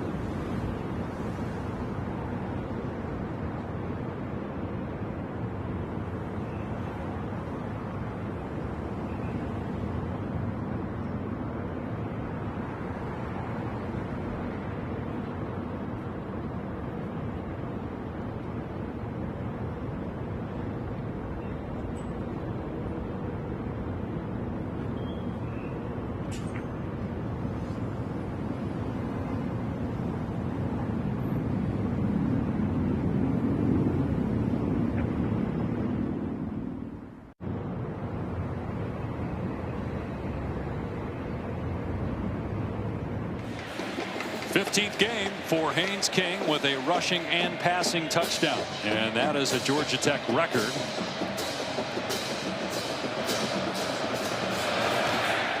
His team up by 24. And Hill elects to return it, straddling the goal line, and he gets tattooed at the 20. There's a flag down.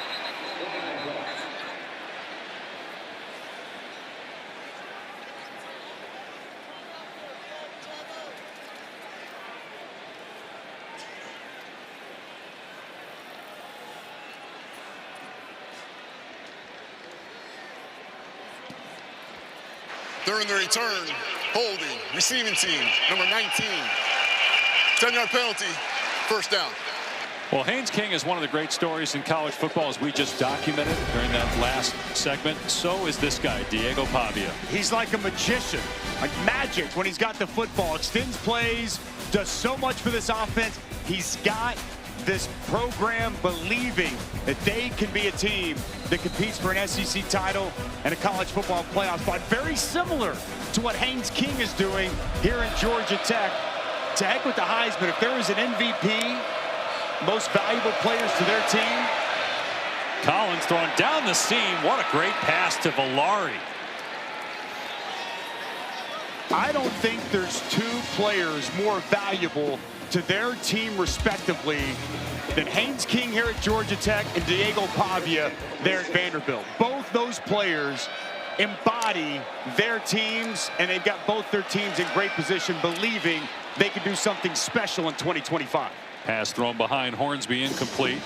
And you think Vanderbilt is going to be in the college football playoff? I think they've got, yeah, I do. I'm buying Clark Lee's football team. Physicality and the run game, better on defense, and that magic man at quarterback, very similar to what I see here from Georgia Tech, a team that's outstanding running the ball, got balance on offense, a defense that's been getting better.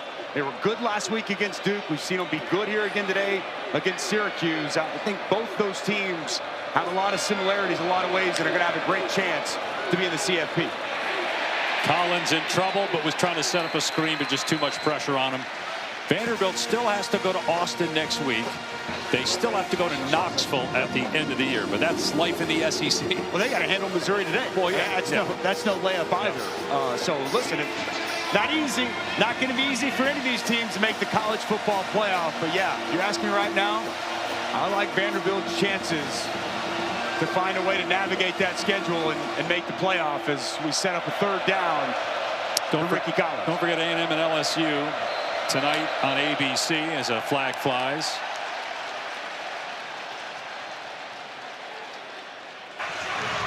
False start, offense, number 73, 5-yard penalty, third down.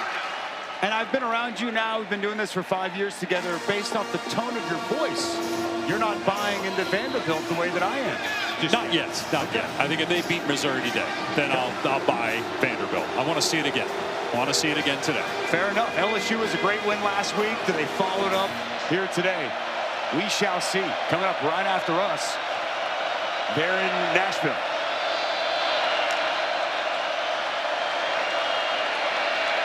Collins gets out of trouble. Still running, spinning, and going to be very close to a first down. As it was 3rd and 15, he's going to be short by 3 yards, but they will go for it. Got to go for this. I mean, you're down 24. Ricky Collins making something out of nothing. That's a really good individual effort by him. Coverage is good down the field. Pass rush was coming down, and he was just able to make a play. There's been some growth here in this third quarter from Ricky Collins. You got to be encouraged if you're a Syracuse fan that he's going to continue to improve over the course of the season. I'd like to see him find his tight end, Dan Valari, here.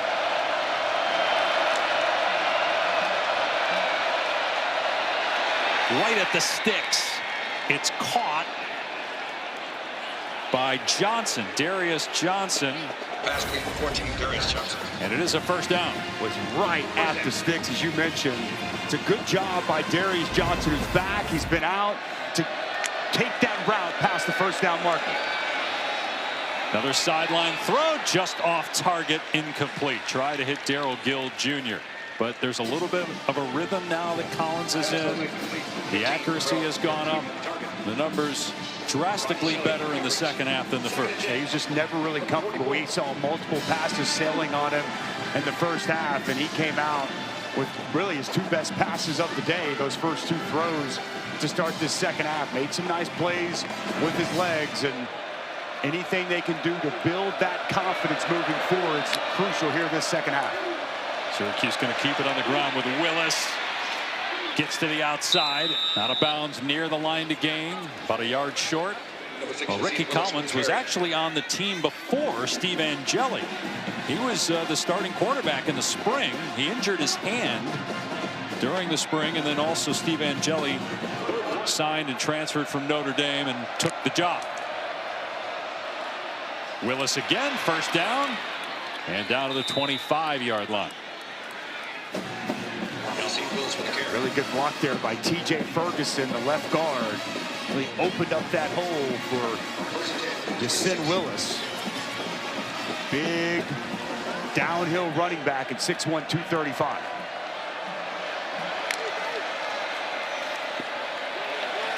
Collins pass knocked down. Nice play by the defensive back for Georgia Tech, Rodney Shelley. Stepping in front of Gabe Daniels, the wideout. With a plant drive from Shelley, outstanding. Plants that back foot, breaks on the football, and a really good job getting that right hand in, getting the pass deflection.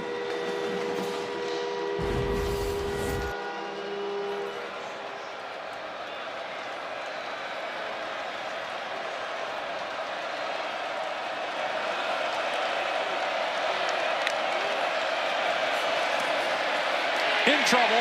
Collins again escapes. He's really good with his feet. We've seen that a few times in this game, and making better decisions when to take off.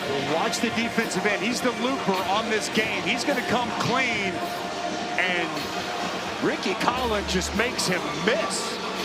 I mean, drops him all the way to his ankles. Outstanding job there by Collins. That's an untouched defensive end coming right at you, and you freeze him in his tracks and just create a couple of yards on what looked like a guaranteed sack.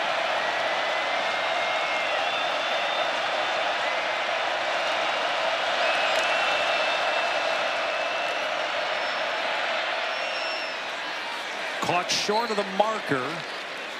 Gill tackled. It'll be 4th and about 2, and Syracuse again will go for it. It's good protection finally. Gave him some time, and he sat there in the pocket. He was patient, allowed that route to come available, and a good find there to set up 4th and short.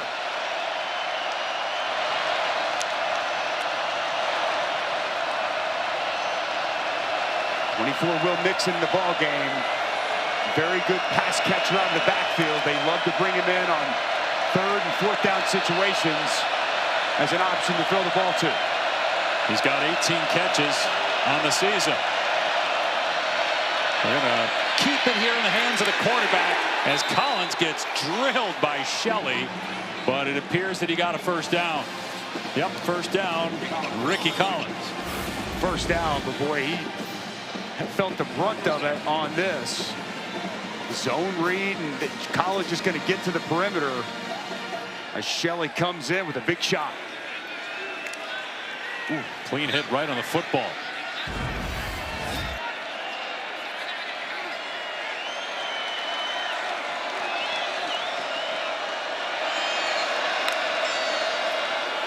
Collins fakes the pitch, and now a flag down. Might have been pre-snap. Before the snap, false start, offense, number 57. 5-yard penalty, first down. So Demetrius Weatherspoon, the right tackle. Syracuse trying to avoid a 4-game losing streak. They did not lose back-to-back games once last year. They went 10-3. 5-3 in conference play, had the big win over Miami late in the season. This year they had the win at Clemson, but a loss to Tennessee. They beat UConn in overtime. Lost to Pitt last week by 17. On 1st and 15, a run play to Hill. Another big hit. And just a gain of 1 or 2 for Hill. Well, I really like E.J. Lightsey coming downhill. He was an addition and he's been very good. The Georgia transfer, smart, physical, athletic, what it looks like, and he's putting together a really nice season here for Blake Gideon's defense. Final minute of the third quarter. Syracuse trying to keep any hope whatsoever of getting back in the game alive here on this possession. As again, the quarterback Collins taking off, and the ball is stripped. You saw a couple players, Jason Moore leading the way, coming in to rip the ball free, and it's recovered by the Yellow Jackets. Jordan Boyd comes up with it. Well, Dave, when you've got a player held up, somebody needs to be ripping at the football, and that's exactly what 95 Jason Moore does. Great effort to the ball. Lightsey wraps him up. Moore comes in second, rips that ball away, and it's a takeaway for this Yellow Jackets defense. Exactly how you practice it during the week. First defender comes in to secure the tackle. Second guy, rip it away at the football. And Blake Gideon, the first-year defensive coordinator, going to love that. One more snap likely here before we go to the fourth quarter with Georgia Tech in full control. Jamal Haynes gets a carry. Now check that Maddox was the ball carrier. Picks up 3. We'll see if Tech snaps it again.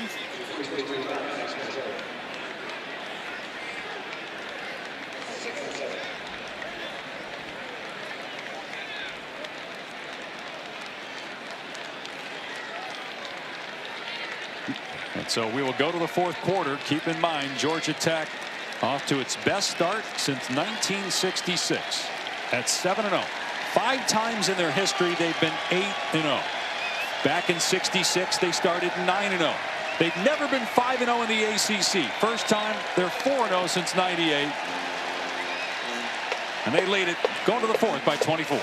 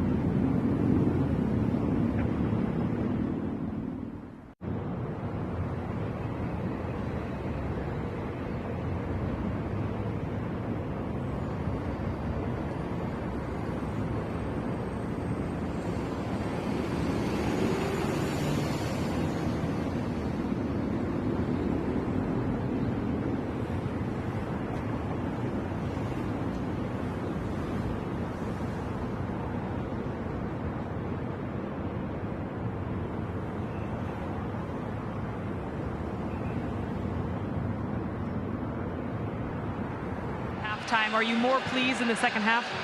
We got 15 more minutes to play, and we got to see what type of team we are for a full game for 60 minutes. So we still got 15 more to go. What more do you need to see?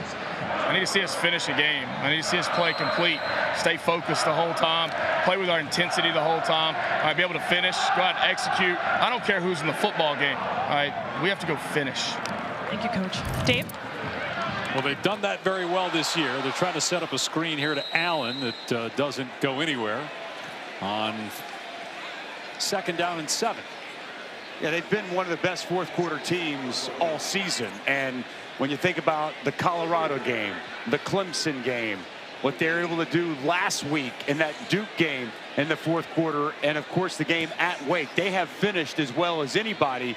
And to me, that's him just continuing to push this football team and have no slippage whatsoever. Though they're in control of this game, he wants to see them keep their foot on the accelerator.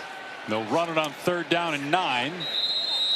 And Maddox brought down to the 20, so this is going to be a punt.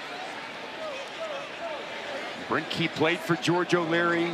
Then he coached for George O'Leary, said he's had a huge impact. And then he worked for Nick Saban in Alabama. And now we've met with him 2 different times. You can hear some of those Sabanisms coming out in him, and you know how he's handling his team when they're having success, and how to still demand more and continue to get better, not let that rat poison seep in.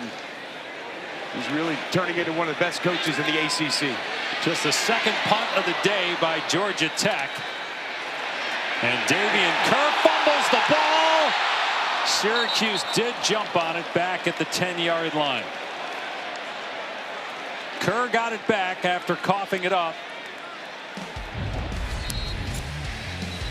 Well, I tell you, Josh Beatham's made a couple of big touchdown catches. Now a big hit on special teams.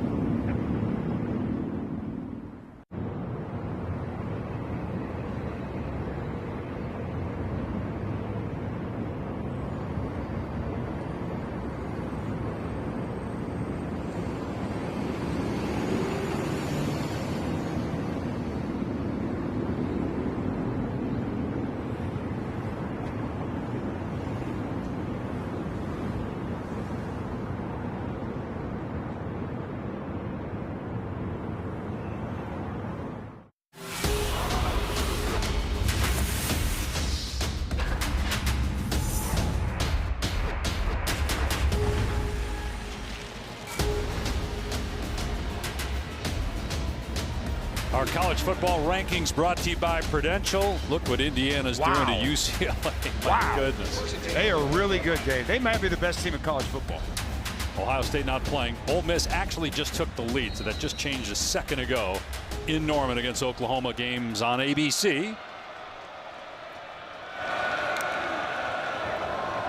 And Collins throwing on first down, and the catch is made out of the 23 by Gill.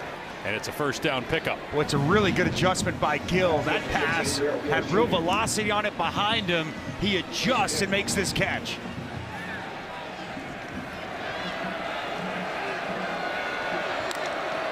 Another pass play for Collins. And has to dump it off to Willis. Gain of 6 to the 28.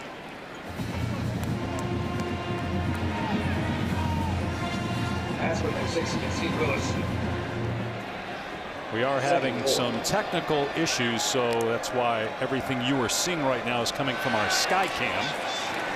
As Willis is brought down to the 32. Melvin Jordan is a first down, though. First and 10 for the 33. Well, Georgia Tech will go to Raleigh next week to face NC State. That will not be an easy game. Dave Doran's team will fight hard as the catch is made here by Willis out of the backfield. They also have to go to Boston College, although it's been a miserable year for the Eagles. That'll be after a bye. Then they play Pitt, and with Mason Heinschel now at quarterback for Pitt. He's been excellent, Dave. He's changed everything for Pitt. And obviously Georgia. Which I know people look at that and it says 20%. The last 2 years since Brent Key's been the head coach, they've given Georgia all they want and some. What was it, 8 overtimes last season on Black Friday, an extremely memorable game, and one that, for a large majority of that game, Georgia Tech was the better team. Georgia just found a way to win. Now that game comes back here in Bobby Dodd. That's going to be a big game there Thanksgiving Day weekend. Will be interesting. Obviously, we've got some more time that has to pass here. As Collins throws incomplete, trying to hit Villari. What the committee thinks of Georgia Tech when that first ranking comes out, because just because they're number 7 in the AP poll, the committee may come back and say, well, we think they're 12th. I mean, we don't know how they view Georgia Tech. And what would you say is their best win right now? Duke? Probably Duke on the road last week. I mean, look, Clemson, not the same Clemson that we thought they were when they beat them in week number 3. I think the biggest thing is just the way this team is built, put together offensively, the balance they have, and the quarterback pulling the trigger, and Haynes King. Blitz coming, and Collins saw it and rushed the throw. But you make a fair point. We're going to talk resumes, and they're going to be comparing resumes, and how does that committee feel about what they're going to be able to do. We'll get those first rankings once we hit November. So it should be a week from this upcoming Tuesday, and we'll start to get a sense of how they look and how they feel about this team. But just the fact that even with a win and you're 8-0, the playoff predictor says you only have a 46% chance, less than 50 as an unbeaten team to make the playoff. There's only 6 unbeatens left. That pass caught, but short of the line, the game going to be 4th down. Although now the head linesman, actually, to the dismay of the fans, and they're booing that spot, actually give him the first down. He moved forward a yard, and that gave the Cuse a first down. Well, the resume will get better, assuming they win in Raleigh, and then the Pitt, and obviously if they were to knock off Georgia. In trouble again, and Collins somehow escapes again. But then tackled by Vandenberg at the 43. Well, it's a really good rush off the edge. Braden Manley.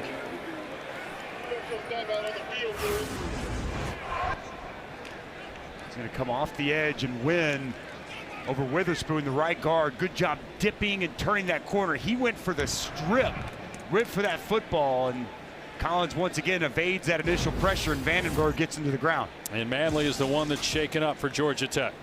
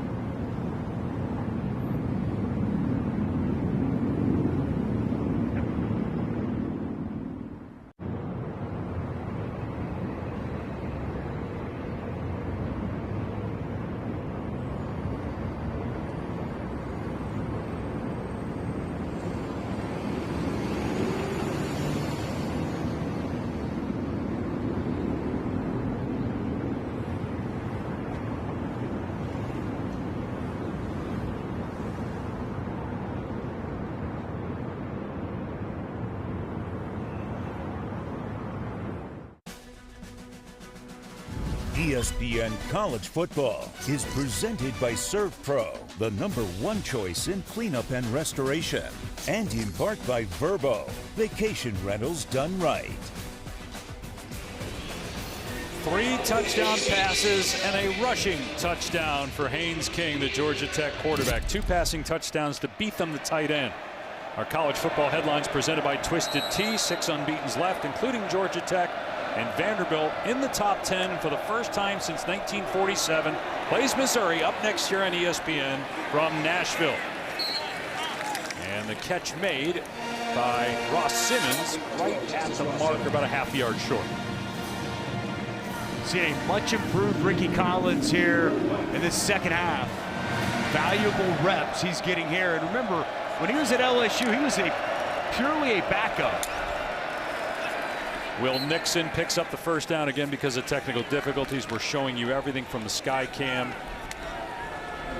That's the only camera that we have operating right now. He's a backup to Jaden Daniels his first year, backup to Garrett Nussmeier his second year. Saw very few snaps of game action. So these last 3 games, really the experience in all of college football Ricky Collins has had. And he throws one outside. The chalk marks trying to hit Emmanuel Ross downfield. Pass just sails on him a little bit. Ross never really had any chance to make a play on that football.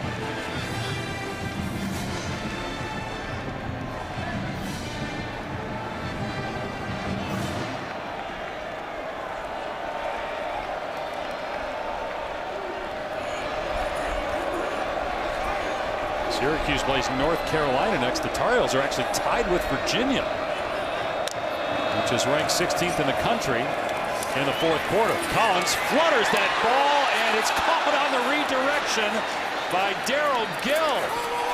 And then Gill fumbles it, and Syracuse got it back. Wow. A wild play here unfolding. The big gain for Syracuse. The pressure comes initially on Ricky Collins, lucky to get it off, and the ball is wobbling out of his hand, deflected off the foot of Ross. But the concentration by Gill, and the ball gets punched out. And Ross recovered it. Ross recovered it. But after the deflection of his foot, he stayed in the play and got on top of the football. Have you ever seen the timing of that where it's accidentally kicked and just pops up right in the air to a teammate? Very rare. Collins looking for a running lane, skips through a tackle, and finally dragged down at about the 9-yard line by Eifert. Man, Eifert plays hard and does not stop. Yeah, he does. He gives you everything he's got. He's old school, man. He's intense.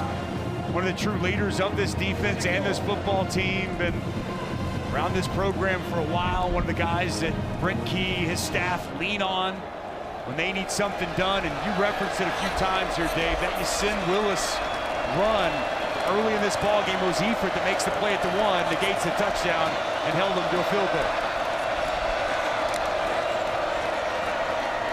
Quick pass out in space. Nixon.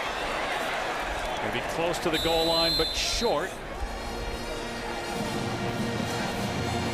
This is an area they've been so good at all year, defending every blade of grass. Georgia Tech defense has answered the bell a lot. Let's see if they do it here. Nixon stretches the ball out, and it's a touchdown.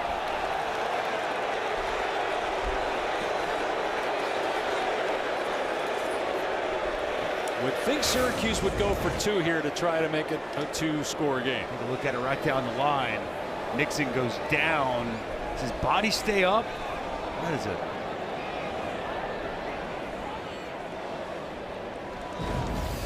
Tough angle from there, but I guess enough. Body stays up, and he gets that ball across the goal line. And if they're able to convert this 2-point play here, and obviously you're asking for a lot to go your way, but you're back 2 scores in the game. That's right. So Syracuse will go for Dos, brought to you by Dos Equis.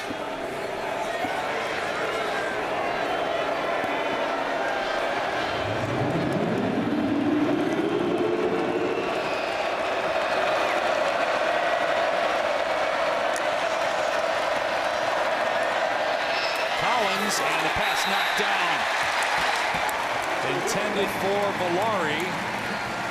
It was Omar Daniels for Georgia Tech. Made the play. Remains a 3-score game.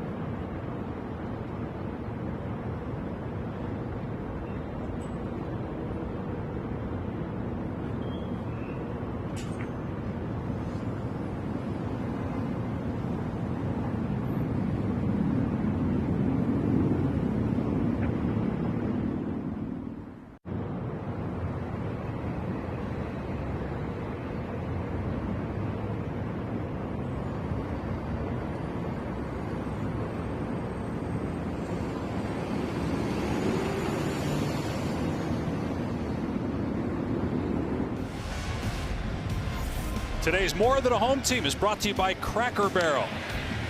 Well, it's been the Haynes King day all day. Quarterback draw up the middle late in the first half. Talked about this, the play action, the complexity of the run game draws the eyes of the defenders, and an easy find of his tight end, beat them for a touchdown. You liked it once, why not go back to it? Another play action pass, motion to tight end, beat them out into the flats, and an easy pitch and catch, and beat them down the sidelines for his second touchdown of the day. Syracuse setting up for the onside kick, and it's an easy recovery for Georgia Tech. Elgin Sessions there for the Yellow Jackets, and so they will take over on offense, leading by 18 with just under 8 minutes to go in the game. Haynes King, first career game with 3 passing touchdowns and 1 rushing score. He had only 4 passing touchdowns all year coming in. We were having this discussion off the year. Because of the lack of passing touchdowns, it's hard to say he's in the Heisman mix, but that could change over the next month if that number goes up like it has today. I think that the Heisman Trophy Award is such a stats-driven award. He would have to have, 3 touchdown performances, if not more, down the stretch, because he's at such a deficit, and then you have potentially an ACC championship game. So I think from that aspect it'd be tough. From a rushing aspect, he's up to 11. King again on the move, and he lost the ball, but it was out of bounds. It was recovered anyway by Haynes. Deuce Chestnut forced it out. And I honestly hate that, Dave, that it is such a stats-driven award. Like, when we talk about impact, as that ball gets punched out there by Chestnut as it rolls out of bounds. Such a stat-driven award, but again, if we're talking about impact that you have on a team, I truly believe there are a few players that impact their team the way that Haynes King does this Georgia Tech football team. And to be honest, knowing him, if it would mean they could go on to win an ACC championship and have a shot in the college football playoff, I think he would prefer that even over a Heisman Trophy.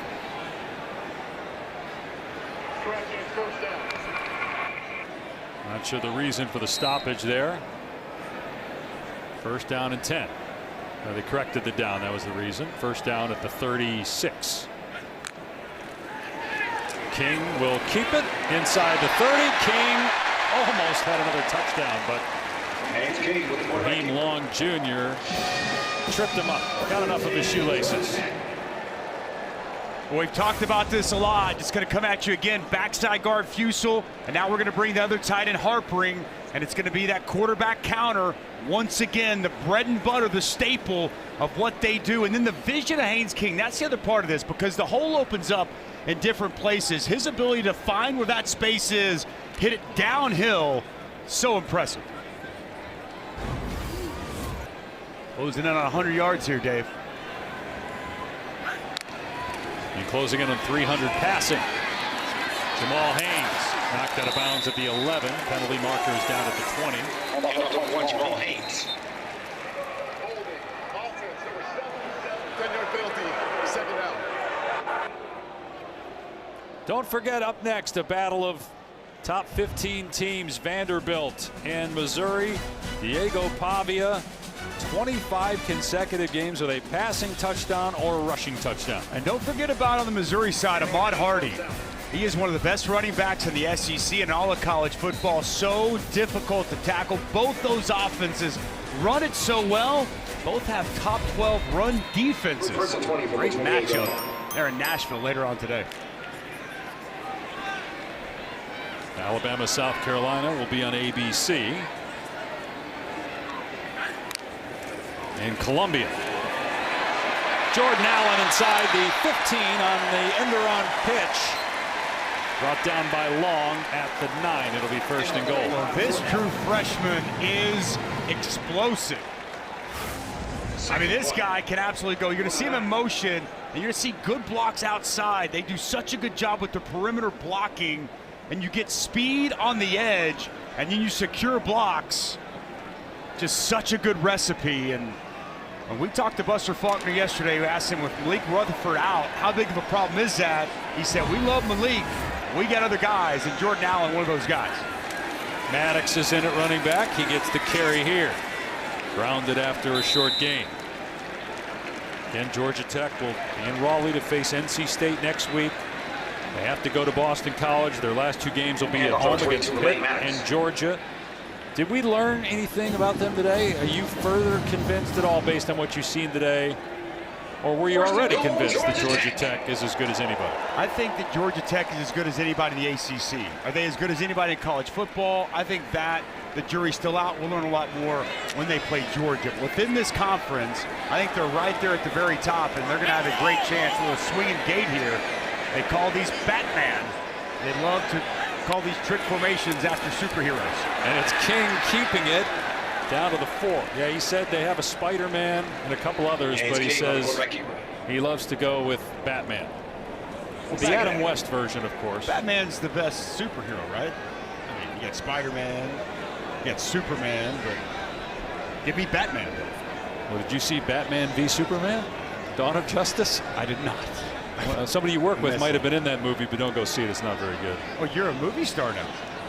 Wow. I didn't say that. I just said somebody you know might be in that movie. Was that a Dave Pash with hair or without? Well, it was 10 years ago, so it was a little bit of hair, but not much.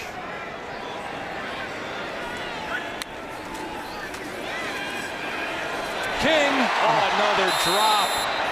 And it's the same guy, Josh Beatham. Now, he's got 2 touchdowns, but he also has 2 more touchdowns than he should have had. They tried to give it to him. They ran basically what they did in the first quarter. Exactly the same thing. And got that big reach, catch radius right on the hands, but just unable to bring it in.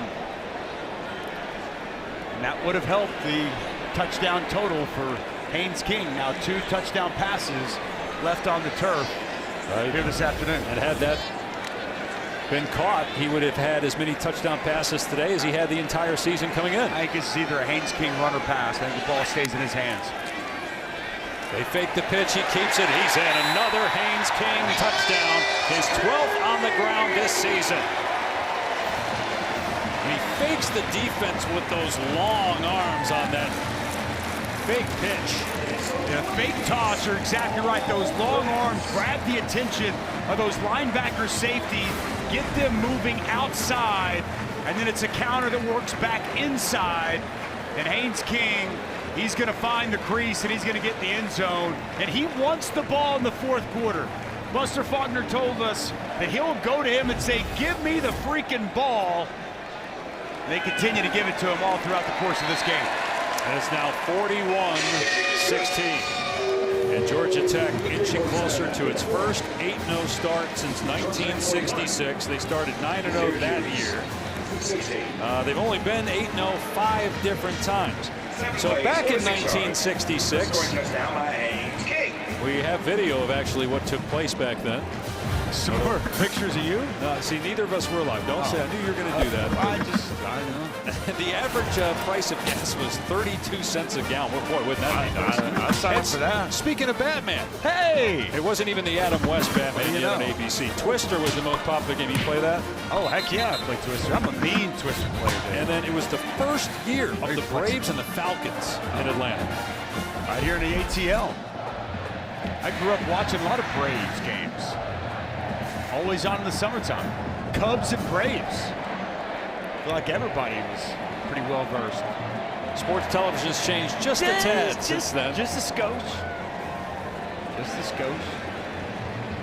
It is great, though, to have Georgia Tech back. And Brent Key to come back to his alma mater. He was on staff that year with Jeff Collins. And this thing, it was a mess. An absolute mess. It was a bad football team. It had lost its way. And he stepped in as the interim coach in that first game they beat a ranked Pitt team. And you knew right then in that moment, things were going to be different. He took that opportunity as the interim coach, parlayed that into getting this head job, winning record his first year, winning record his second year, and now in his third year at his alma mater, he's got this team in the top 10, and now 8-0, Dave. It's just been remarkable to see what Brent Key's been able to do and the growth of this program under his guidance. They were downright awful in 2022. One of the worst teams in the country. No one was coming to the games. They made a coaching change. They went with the alum, Brent Key, and played well the last 2 years. 7-6, 7-6. But they're going to top their win total from each of the last 2 years with this victory here today. Emmanuel Ross tackled at the 30, a gain of 5. But they've got high aspirations of just winning this game here today, right? I mean, they've got big expectations. And one thing I love, we're talking to Haynes King this week. We're asking about, those expectations. He said nobody has bigger expectations on us on this team than us, than from within. And they really think and believe they've got the opportunity to do something special here this season. All right, time now for our Aflac trivia question. Aflac. Georgia Tech has had 40 former players who have competed in the Super Bowl, but only one has won 3 Super Bowls. Who is it? 3 Super Bowls. No guess, no thoughts. I'm gathering my thoughts. You want me to answer it right now? Well, if you know it, go for it. 3 Super Bowls. I'm trying to think of, I grew up a Dallas Cowboys fan. I watched them with 3 Super Bowls. I mean, you got to win 3 Super Bowls too. That's the other thing. It's not just somebody that played in 3, but won 3. Right.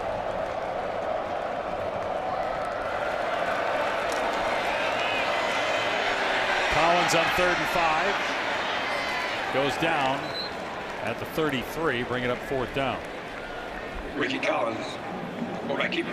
Don't forget, great finish over on ABC between Oklahoma and Ole Miss here on ESPN. Coming up, it's Missouri and Vanderbilt, and on ABC coming up, it's Alabama at South Carolina. They're tied, ranked 4th coming into that game today.